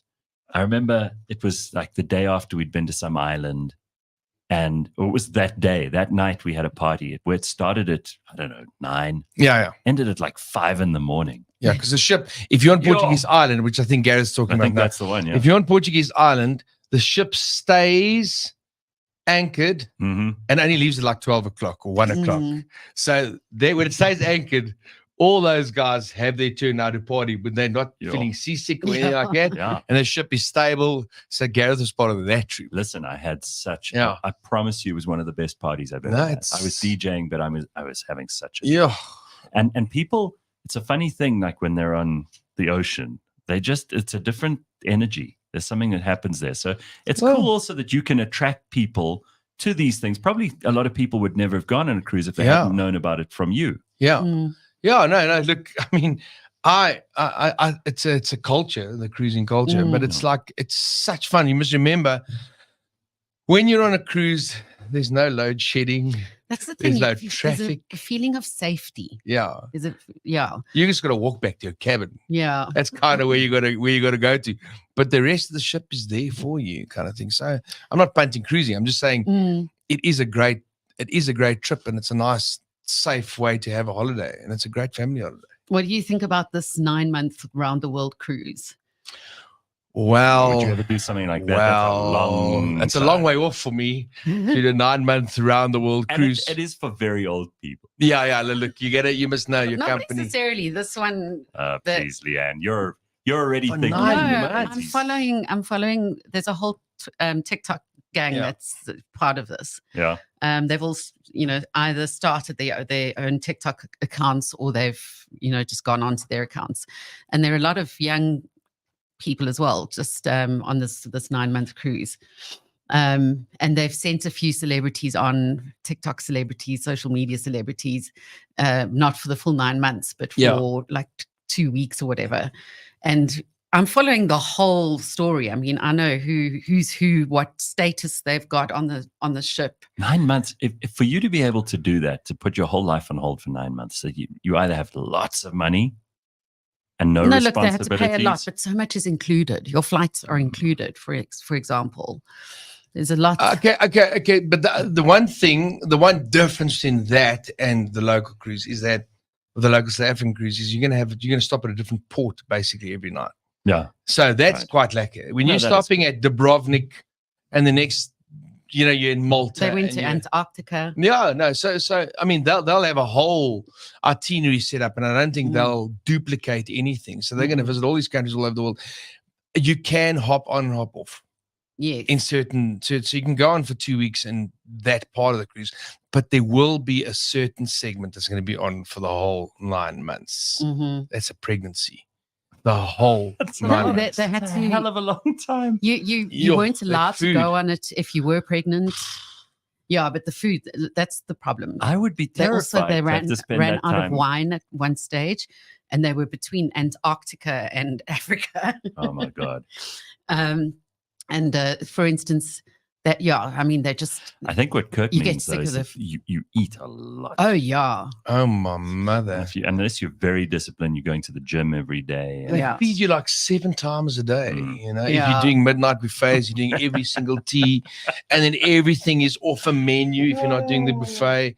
It's crazy. But MSC Cruises has been a pioneer. I mean, they've been doing it for 30 years in South Africa. Yeah. I know their stuff. So they know their stuff, and they know exactly how to plan these little itineraries. They know whether it's going to be a 2-day or a 4-day or a week kind of thing, and they know what works for South African cruises. So I got to know you a little bit when we did Idols together for a couple of episodes. I think you were like a guest judge. Yeah. And that was fun. Yeah. And unless you actually have, because for me, most of the people in entertainment, unless I'm working with them, we don't really hang out together. No. I mean, you're always touring around the country or the world. Yeah. You've always got, it's not like I'm going to phone up Kurt and say, let's have a braai. But if we're working on a show together, we'll spend some time together. And I remember us laughing a lot about some of the stuff that was going on in the entertainment business in South Africa generally and all that kind of thing.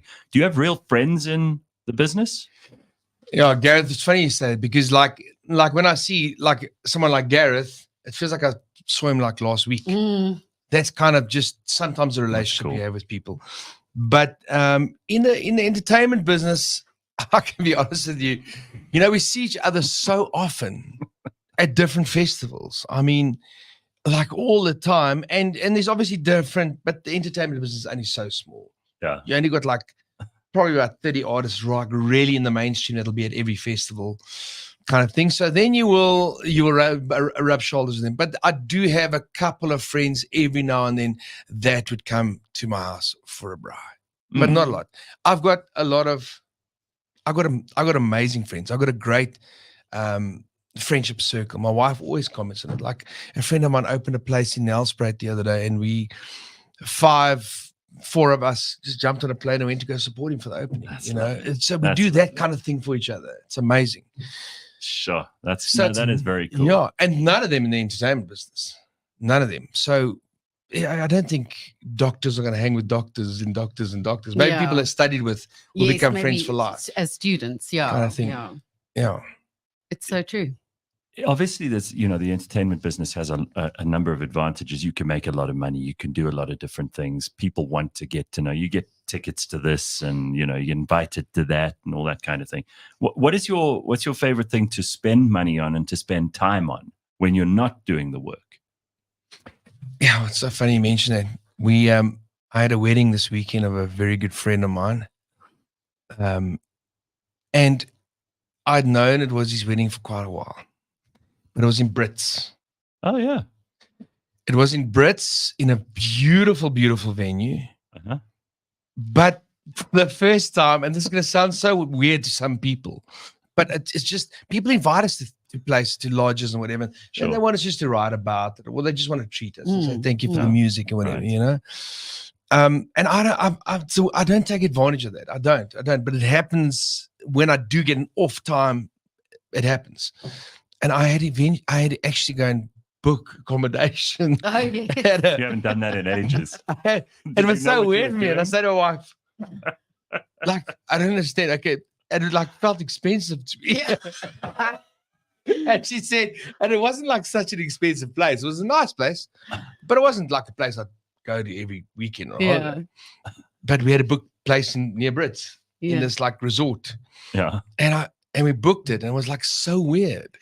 We can totally identify from, going to absolutely every concert for free, and it was automatically VIP. And then suddenly an artist comes, it's not supported by the radio station. And you really want to watch. And you really want to watch, and you've got to buy a ticket. And it's like, shit, that's expensive. Spoiled. And You're also, spoiled. I'm sitting at the back of the stadium. and this is an interesting one for you too, because you get a bit jaded. Yeah. You do. I had to think very hard the other day about, I was invited to a concert. I thought, this is obviously, it's going to be nice. Yeah. I'll probably get free parking, and they'll pay for everything, and I'll get a really good seat. And I was still going, but I do. And it sounds horrible because there's some people who will save for 3 months of their salary to go and see this artist from overseas. And I'm umming and ahhing about it. But, for you, performing on that stage, what that feels like, which is 10 times more exciting than watching your favorite artist perform. But there's also the fact that you get this, that happens to you all the time. It's like every weekend you're doing this stuff. Yeah. And it's very difficult to remember that the people in the crowd are, for them, this may be the highlight of their month, their year, who knows, Yeah. And they're seeing someone that they absolutely love up there. You can't become a miserable asshole about it. No, you can't, because the next day will bring you straight back down to earth. I remember now on the ship, on this last cruise. So this class of ship that came here, the Splendida, MSC Splendida, had a yacht club. So the yacht club is a ship within a ship. So it had a certain thing. The cabins are probably 4 times the normal price of a cabin, but you got your own butler, you got your own bar, your own restaurant, everything. You're part of the yacht club. And the yacht club, you get a yacht club key for your room, which is a key card for your room. And the lifts all over the ship, there's only certain lifts that you have to put your yacht club key card in, and only the yacht club people can go in there. Oh. Yes. So now we're standing. I've learned this from Very that world fancy. cruise, that 9-month cruise. Now my sonny's with me. Oh man, out of the mouths of babes. My sonny's with me, and we just come from, I can't remember where we were. I was on the deck doing something. And we're standing for these lifts, and now there's a crowd of people standing for the lifts. Yeah.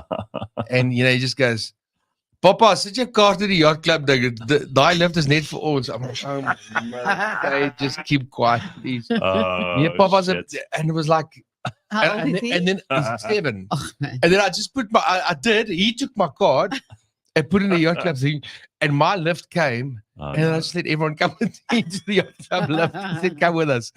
And then the next day, when my wife and kids are on the way to the airport, I must remember I went and wrote the song on the Thursday. The Wednesday we got on the ship. So the Wednesday, after I'd seen them off, I took a taxi to Hout Bay, and I went and stayed with a friend of mine, Art Matthews. Yes, we know Art. Art Matthews. from Who doesn't? Just Ginger. He's terrific. He's such an amazing guy. So I went to He stay live by in him. Hot Bay now? He lives in Hout Bay, Okay. yeah. He calls it the castle. He lives in like this. It's a castle, like it's a house. Yeah. But it's shaped like a castle. It's Oh, really, wow. it's got a turret Alright, and everything. nice. It's ridiculous. It's awesome. It's beautiful. It's so art. It's so art. But the funny thing was, I didn't have I've been there before, but I didn't have his full address. So I got him to drop me at the spa in Hart Bay. But you must remember, I've just come off a ship. I've got a massive suitcase that I took the Rugby World Cup. It's branded Springbok Rugby, like this massive Samsonite bag, and my rucksack and everything. I'm standing at the spa. I'm like, I forgot Artie's because he's got a thing of in the mornings he goes and climbs in the sea in the morning. That's his thing. That's what he does. What do you call that thing? He's such a hippie. There's something The method. cold plunge. Yeah, or whatever. The Wim Hof. Wim Hof method. So Yeah. he does that. So I'm like, I got no way to get to his house. This guy's dropped me at the spa. So I Google and then I start following my little Google steps. It takes me past Home Affairs. Oh, It takes past all these different oaks, like looking at this oak, dragging your bag around. this massive suitcase and my rucksack. When the day before I was in the yacht club, now I'm walking to And Art's house. But no one. Okay. Also, no one looks like Kurt Darren. Yeah, And yeah. people know who you are. All kinds of people. The guy who fills the Yeah. car up. And now they're watching you like a schlub dragging your bag around. It's and it's so Kaptein. embarrassing. Kaptein. Oh, Kaptein. I'm like, Yeah. oh my That'll mother. humble you. It does. Yeah. And it was a long 15 minutes. And when I got to Art's house, I was like, Schwitzing. yeah, like the sweat was dripping off my face. And I was like, what are you doing? I said, no, I just walked from the spa. He goes, why? I said, no, well, you obviously in the scene. He thought it was the funniest thing in the world. Me dragging my case down Hout Bay Main Road. Like it looked like you'd been dropped by an alien ship. Yeah. Yeah. Yeah, but those are the kind of things I love doing because it just reminds you where you came from. Keeps you in It's touch. so lekker for me sometimes just to like, or when people don't recognize you Oh. and everyone goes, yeah, is it kwaad that you nie herken nie? I'm like, no, I really, it doesn't bug me at all. Or I don't know. It's just like you say, you become jaded sometimes. You don't realize the value of what you got. But I think the way I've gone through my career and the friends that I've surrounded myself with, I don't really go through that a lot. I don't become jaded. I don't skip lines. It's like a weirdest thing to me to go and stand and everyone goes, never go. I said, no, I can't do that because you can just check all these people. They know exactly who you are. And they're going to go, they kind of expect you to be standing there Yeah. or to be going into that. Like they kind of expect you. Okay, but like let's be fair too. Like sometimes It is at the difficult. airport or whatever, and you might be flying business overseas, and other people are flying. You're not gonna come on, Kurt. I mean, I'm not. No, you're 100% correct there. Go there.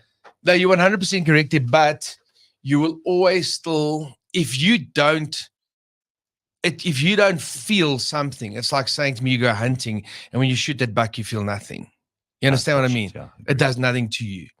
It does. Yeah. It does, no matter what it is. So Mm. if you're in a line and you're walking to the front of the line, you do feel. Yeah, you feel like an ass, but it's something that you've Yeah. now you've earned or you've paid for or someone has paid for you, and you've got to go and do it. It's like it's just a fact. Yeah. They're always going to, and sometimes you've flown in economy when other oaks have gone past you, and you've known they're going to business, and you can handle both, right? It's hard. Yeah, listen, there are hard things in the world. But you mentioned the bush earlier and hunting now, and I know, these are things I love as well. Yeah. Hunting is something you can't really talk to everybody Yeah, about. The animal rights activists lose their minds, but that's a fun thing to do. My wife's one of them. Is she an animal rights Yeah, if I activist? ever do, and I go like once a year, I have to say I'm going camping. You can't tell her the Just to truth. lighten the load a bit. I have to say I'm going camping. I've got to tell you a very funny story that happened last Go year. on. So my son's only 7 years old. I mean, he can decide one day if he wants to go hunting or not. I mean, and I don't hunt a lot, but when I go, it's more about the fire Sure. and the chats. yes. And the driving and the packing and the- adrenaline of walking and stuff Yeah, like it's that. I fun. love Yeah. that. So I got a friend, Marco, in where I stay, and he's got this little son of 5 or 6. Yeah. And he grew up with guns. I don't have a rifle or a gun. I really don't. But this guy did. He grew up with it. And we went. They had like a father-son knipmes on, where you go to the bush and there's like this ox on the braai, on the spit kind of thing, and each son and each father's got a knip mess, a little Mhm. flick knife, and you've got to cut your own meat off kind of stuff. But it was a hunting trip. So he says, ask ask Cade if he wants to go on this trip. And I said, but there's no chance. My wife, there is absolutely no chance. So I go to my wife anyway.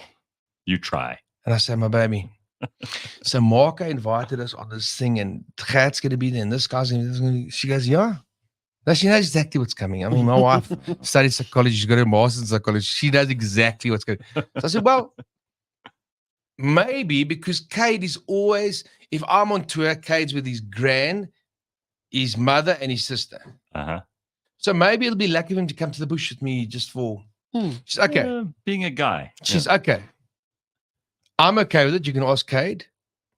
I'm okay with it, but here's the rules.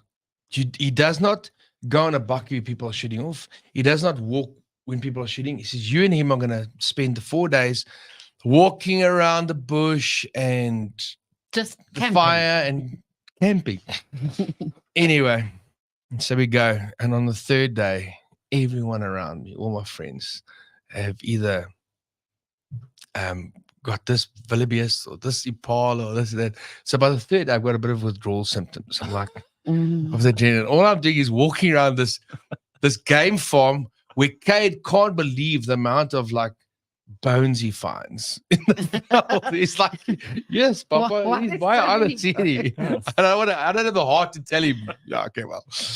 Someone's shooting me. Yeah. And I on the third day, we're driving in a Can-Am, the four-person Can-Am. I'm sitting next to Marco, Cade's behind me, and Donovan's next to him.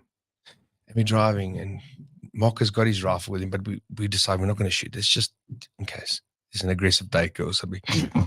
But we're driving, and then about 200 meters away, we just see this herd of impala just jumping over the road. And I just remember this being 3 days of everyone around me.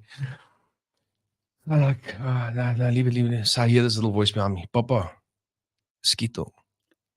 I'm like, oh my mother. That's cool. And I look Your back. mother could No, hear wait, you. it gets worse. I look back and he goes, he just like closes his lips. Zips Right. his lips, yeah. He's not going to tell mom. He's not going to tell mom.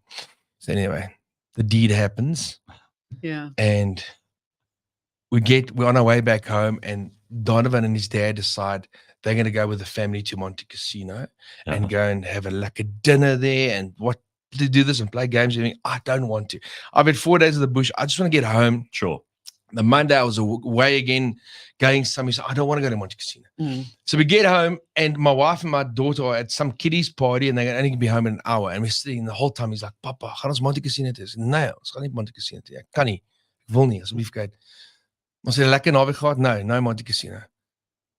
And the whole time, for an hour long, Papa, gaan ons Monte Casino? Nee. My wife walks in the front door. I'm sitting on the kitchen table, and Kate's between her and I.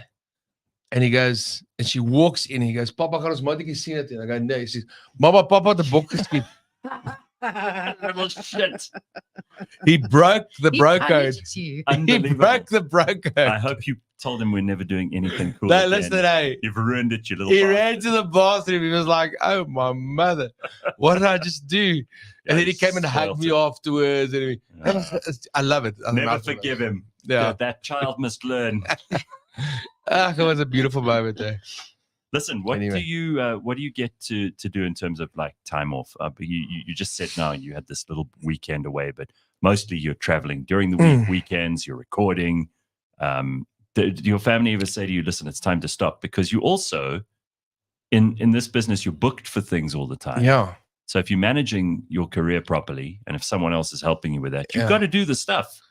You can't take like a 3-month break. No, you don't. If you lose relevance, it's about staying relevant. If you use relevance and you don't do interviews, Does it worry you? don't do. Does it worry you that you? No, I'm past that now.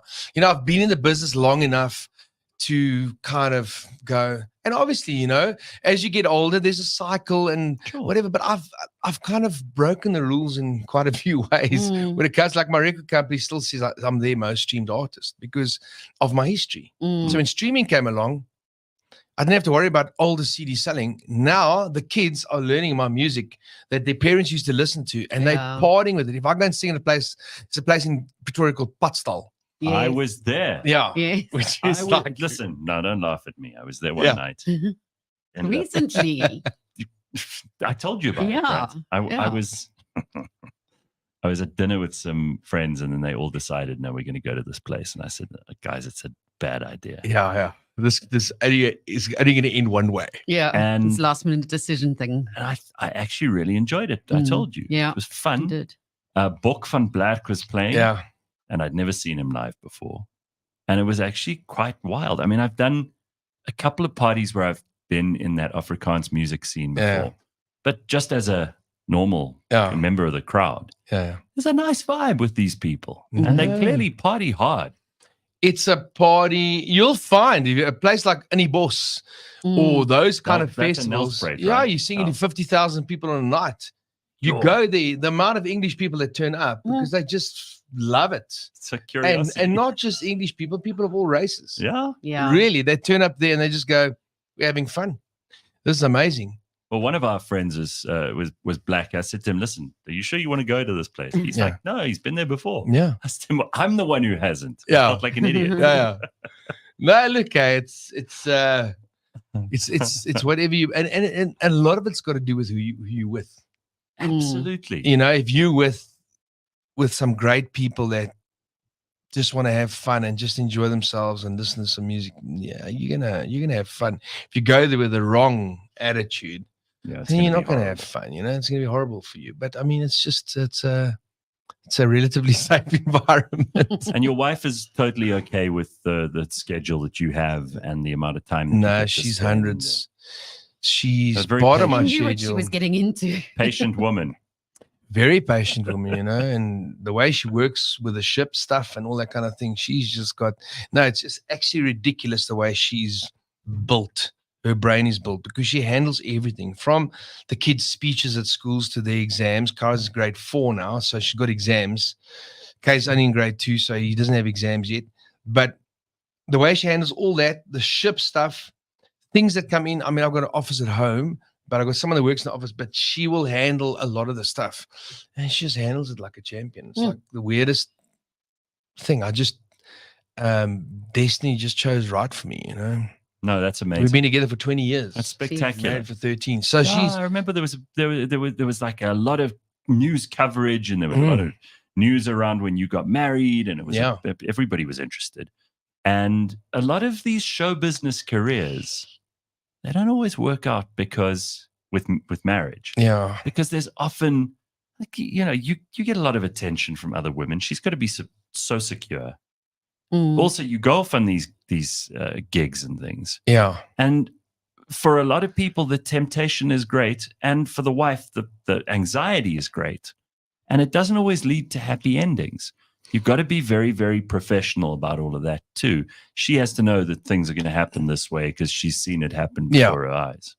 So she knows deep inside that even before she came along, I treated my career very professionally. Yeah. You would never find me passed out backstage or doing whatever backstage with some other groupie. I would just I would never ever get that name because that just wasn't part of my build-up. Yeah. You know. See, if Leigh-Ann was a star, she'd be you'd be in trouble. She'd be in trouble. I always say I've got some men. friends. I've got some friends that I'm glad they're not singers. Kind of thing. They're just naughty little shits. But no, I lead a very balanced life. You know, even being in the spotlight or whatever, it's like I lead a very normal life. Just you have to. Yeah. You'll go crazy if you don't. No, you will, of course. And if you start believing your own press all the time, kind of thing, you're gonna really know your failings very, very quickly, kind of thing. So I like I said earlier, I surround myself with awesome people. Awesome. I mean, I've been with my record company for 25 years. With the same record company. That's pretty wild. And that is not known in South Africa. Yeah. No. They just renewed my contract last year. I'd been with them. So they gave me this award last But I'm this sure year. you've made them plenty of money. Let's Was not this year? look at it. It's not like you being loyal to them. They also, it's a good business relationship. Look here, anything should be symbiotic. Sure. As soon as it becomes parasitic, any kind of relationship, you're gonna see suffering from one of the sides. But our relationship has always been symbiotic. So the kind of percentage I get for my recording deal and my artist royalty deal is different to other artists, kind of thing, because they know what I brought over the years, and I know what they brought to me over the years. You know, I could have gone on my own long ago as an independent artist, long ago, and established my. I could do whatever and release it onto wherever. But I kind of know what's good for me, what keeps me going, kind of thing. Where my brain must be at, I must be creative. I shouldn't have to worry about the little niggly things of the admin stuff. and the legal stuff. I'll always have my finger. That's the weird thing. So you get sometimes the people don't realize you've actually got your finger on exactly what's happening when you're with your business accounts, with you. I know exactly what's happening, but I don't need to be involved there the whole time. Same as a record company. I know exactly where it is and how my career has been constructed and how it's going forward, kind of thing, you know? Like I won't anymore really sing songs. When I write songs now, I don't sing about ek sien jou daar in die hoekie van die dansvloer. Yeah. Ek wil jou. So how do Vat you change that now? Hy sien haar. Hy sien haar. So it's because it won't be believable if I say I. Yeah, that's a small but very important distinction. No, it is, but you also keep yourself believable. Yeah. Because it's no one's gonna buy that you're busy checking out the chick in the corner. Yeah. But it is, I mean, it's funny. Someone says here in the comments, Carl says, does your wife ever say, don't be Kurt with me? I mean, that's quite cool. But I mean, like Los Lappy and Kaptein, and because people shout these things out at you the whole time. Yeah. Does that ever irritate you just because you also evolve as an artist? These are your if I mean so many years ago. You know, I always joke, like on the ship, I did one show. I did 4 shows on the ship on the bookwork, and I did one show where I didn't do Kaptein. Ooh. Oh, Skanda. Jeez. Those people wanted their money you back. Rebel. They wanted their terrible. Money back. Yeah, they must have been the murrin with I you. ended with a song, like a ballad called Ek Wens Vir Jou. Like, I wish for you that the sun will shine on your back. And then the people were like, and you know, when you walk off the stage, everyone's like, they look at each other, kind of thing. But I'd sang it like 3 times already on the ship, you know. So you were tired of it, but they No, not tired of it. I just don't want too much of a good thing. No, I don't mean tired as in you're sick of the song. Yeah. But like Billy Joel, for example, says he just doesn't want to do She's Always a Woman anymore because he wrote that for Christy Brinkley when he was in love with her, and they're not in love anymore. They've got a kid together, but they're divorced. And he says it's just, he feels like it's not really, he can't do it the way that he used to.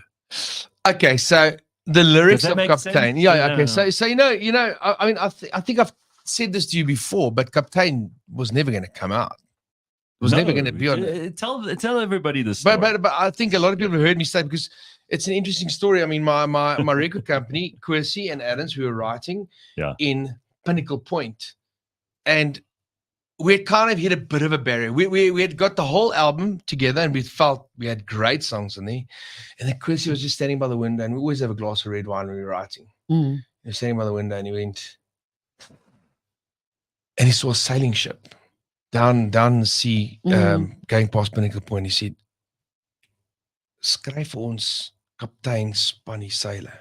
Yeah. And I went, weirdly enough, on the way down in the airplane, I'm talking to them now, on the way down the airplane, I'd written a thing in the plane called, like a fairy tale, Eendag lang gelede in my drome, was daar 'n girl soos jy. And they said, okay, but carry on that. And I'd written the melody and everything, and we put those two together, and we wrote Kaptein, and they were like, okay, this is quite cool. I went, oh no, I don't think it's a great song. We recorded the whole album. The whole album in Joburg.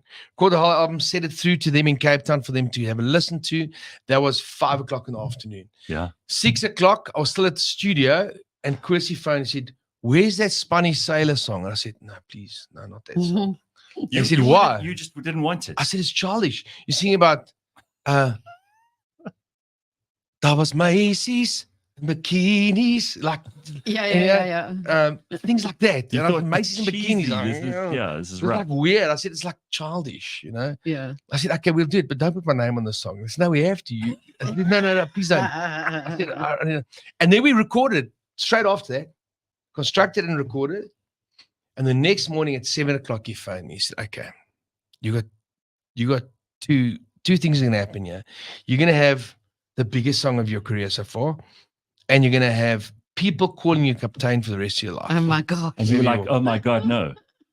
I said, okay, I will put it on the CD if you don't call the CD Kaptein. You know, in those days, you always You called could hide whatever it your in- CD yeah, was, yeah, you called it. Sure, Kaptein. the lead track. Yeah. So the CD was called, something weird. Wait. I can't even remember the name of the CD because the song was like so unimportant. That's gone away. I can't even remember the name of the CD, but it was like this whole sentence. Yeah. And This is the song. the song came out. We first released another 2 songs before that. Standing on the Edge, that I wrote for my wife, Uh-huh. my to-be wife. Standing on the Edge and Blowbackstrand's Sonsak. Then they said, okay, can we now release Kaptein? And that was like in the March or whatever. I said, well, if you have to, release it. And then it just went haywire. Wow. Because you never know what's going to be a hit. Listen, No one knows. There's nobody on no one earth. can ever tell you this is going to be it. You quite. Yes, I'm there's sorry. It's up to the public to decide Mm. and the way their ears receive the song. You must know, Kaptein gets played at every test match and every cricket, World Yeah, of Cup cricket course. and everything. It's got nothing to do with sport. Yeah. Listen, it's that bad that on this last boat, the boat, Yeah. the guy that does the boat and he's the owner of a radio station, and he came to me and said, Kurt, I could check his smile already. You know exactly. Something's going to come in his mouth that's really weird. He says, Kurt, I've got a favor to ask you. I said, anything, Vimpy, anything. He said, okay, but it's going to be really like a bit weird for you. I said, no, anything. I'm used to weird. He says, there's a couple celebrating their 30th wedding anniversary, and they want to renew their vows on the deck during the party. And they want the captain, Mm. which is you, Yes. Okay. to renew their vows. That's beautiful. It is beautiful, but it's like, I'm not a captain. I'm not a real captain. No. I had to stand on the deck with all these actually their costumes and their tropical dress, and with this husband and wife, and go, do you, Sorrel, take this wife for the next 30 years? That kind of vibe. It was the funniest. And everyone's like, You see, I love that you brought this story up because it's the perfect way to actually pause this conversation for Yeah. the next time. You didn't get paid extra to do that. no. You didn't have to do it. It's a bit weird and awkward, like you said, people in their Hawaiian shirts, and then you are called up to renew the vows like a religious officer. Yeah. But it's like, this is exactly what you are. To so many people, you just bring them such happiness, and your music does. And you're such a part of the culture that they think of you as being the captain, the priest, Yeah. the Yeah. entertainer, Yeah. and the friend. Yeah. That's power, man. No, you're 100%. the friend. That's important. Mm. That is really important. Yeah. It's so nice to see you. Thank you so much. And this was a lot of fun, and it was worth the early morning drive. Yeah, I'm sorry Yeah. about that. In the rain. Listen, I discovered this amazing fuel stop. Yeah. Just I went to Oh, get coffee. yes. Did you grab a coffee? It's Listen, I'm awesome, sorry. isn't it? I'm sorry. So I was here about 2:30. Tell you what. If he says 2:45, I'm here 2:30. Yeah. See, he's a pro. And then I stopped here at this deli stop up here on Rivonia Road. And Best the coffee. first thing you do when you walk and you smell all this fresh bread, Oh, I know. it's the like, best. chick, I'm getting cold shivers. Yeah. Mm. And the way they are, when this guy gave me my coffee, when I said, can I have a cappuccino, please? And he went, it's a beautiful day, best way to start it. Yeah. This guy. Yeah. This random guy working in barista. the Nice. Yeah. barista. And he gave me this cappuccino. It's a beautiful day, best way to start it. And I was like, oh, wow. Oh, you know what? I will drive my wife here just to show her this place. Yeah. You've got to do it. And at that time in the morning, there's something special about a bakery, right? Yeah. They Yeah. often say that the smell of bread is one of the Oh, best man. things. If you want to sell a house, apparently you. Yeah. Yeah. yeah. But I brought Leigh-Ann a coffee from there once, and she doesn't drink coffee, so it's sat here and decayed. Oh, that is so sad. Pathetic. It is Wow. Very So now I don't buy them for her anymore. There's Pumi on a Thursday. Yeah. I buy it for her. She's at least appreciative. Yeah. So Gareth, I'm at Potstill on the 13th. I'll come. Oh, If wow. you're not there, Dude, I swear I'll come. I think What it's is the 13th? What It's is a that? Saturday. Okay, I can do that. I It's have a to work Saturday. out I this. can only sing on a Saturday. 8. No, That's yeah, now. It's yeah, coming up. yeah, I know that. It's this Saturday. Yeah. Your, So- your timing is This month's immaculate. going already. All right, I'll come. What the hell? Okay, you That'll do be not stand fun. in a queue. I'll organize your No, dude, parking. No. I don't need the special. 100%. treatment. I'm from Pretoria. There we go. I know. Listen, thank you so much. It's been so much fun. It's so lucky to Awesome. see you, Thank and thanks for coming all this way and being with us this morning. Love it. All right, Kurt Darren, everybody. We will see you tomorrow, 6 a.m.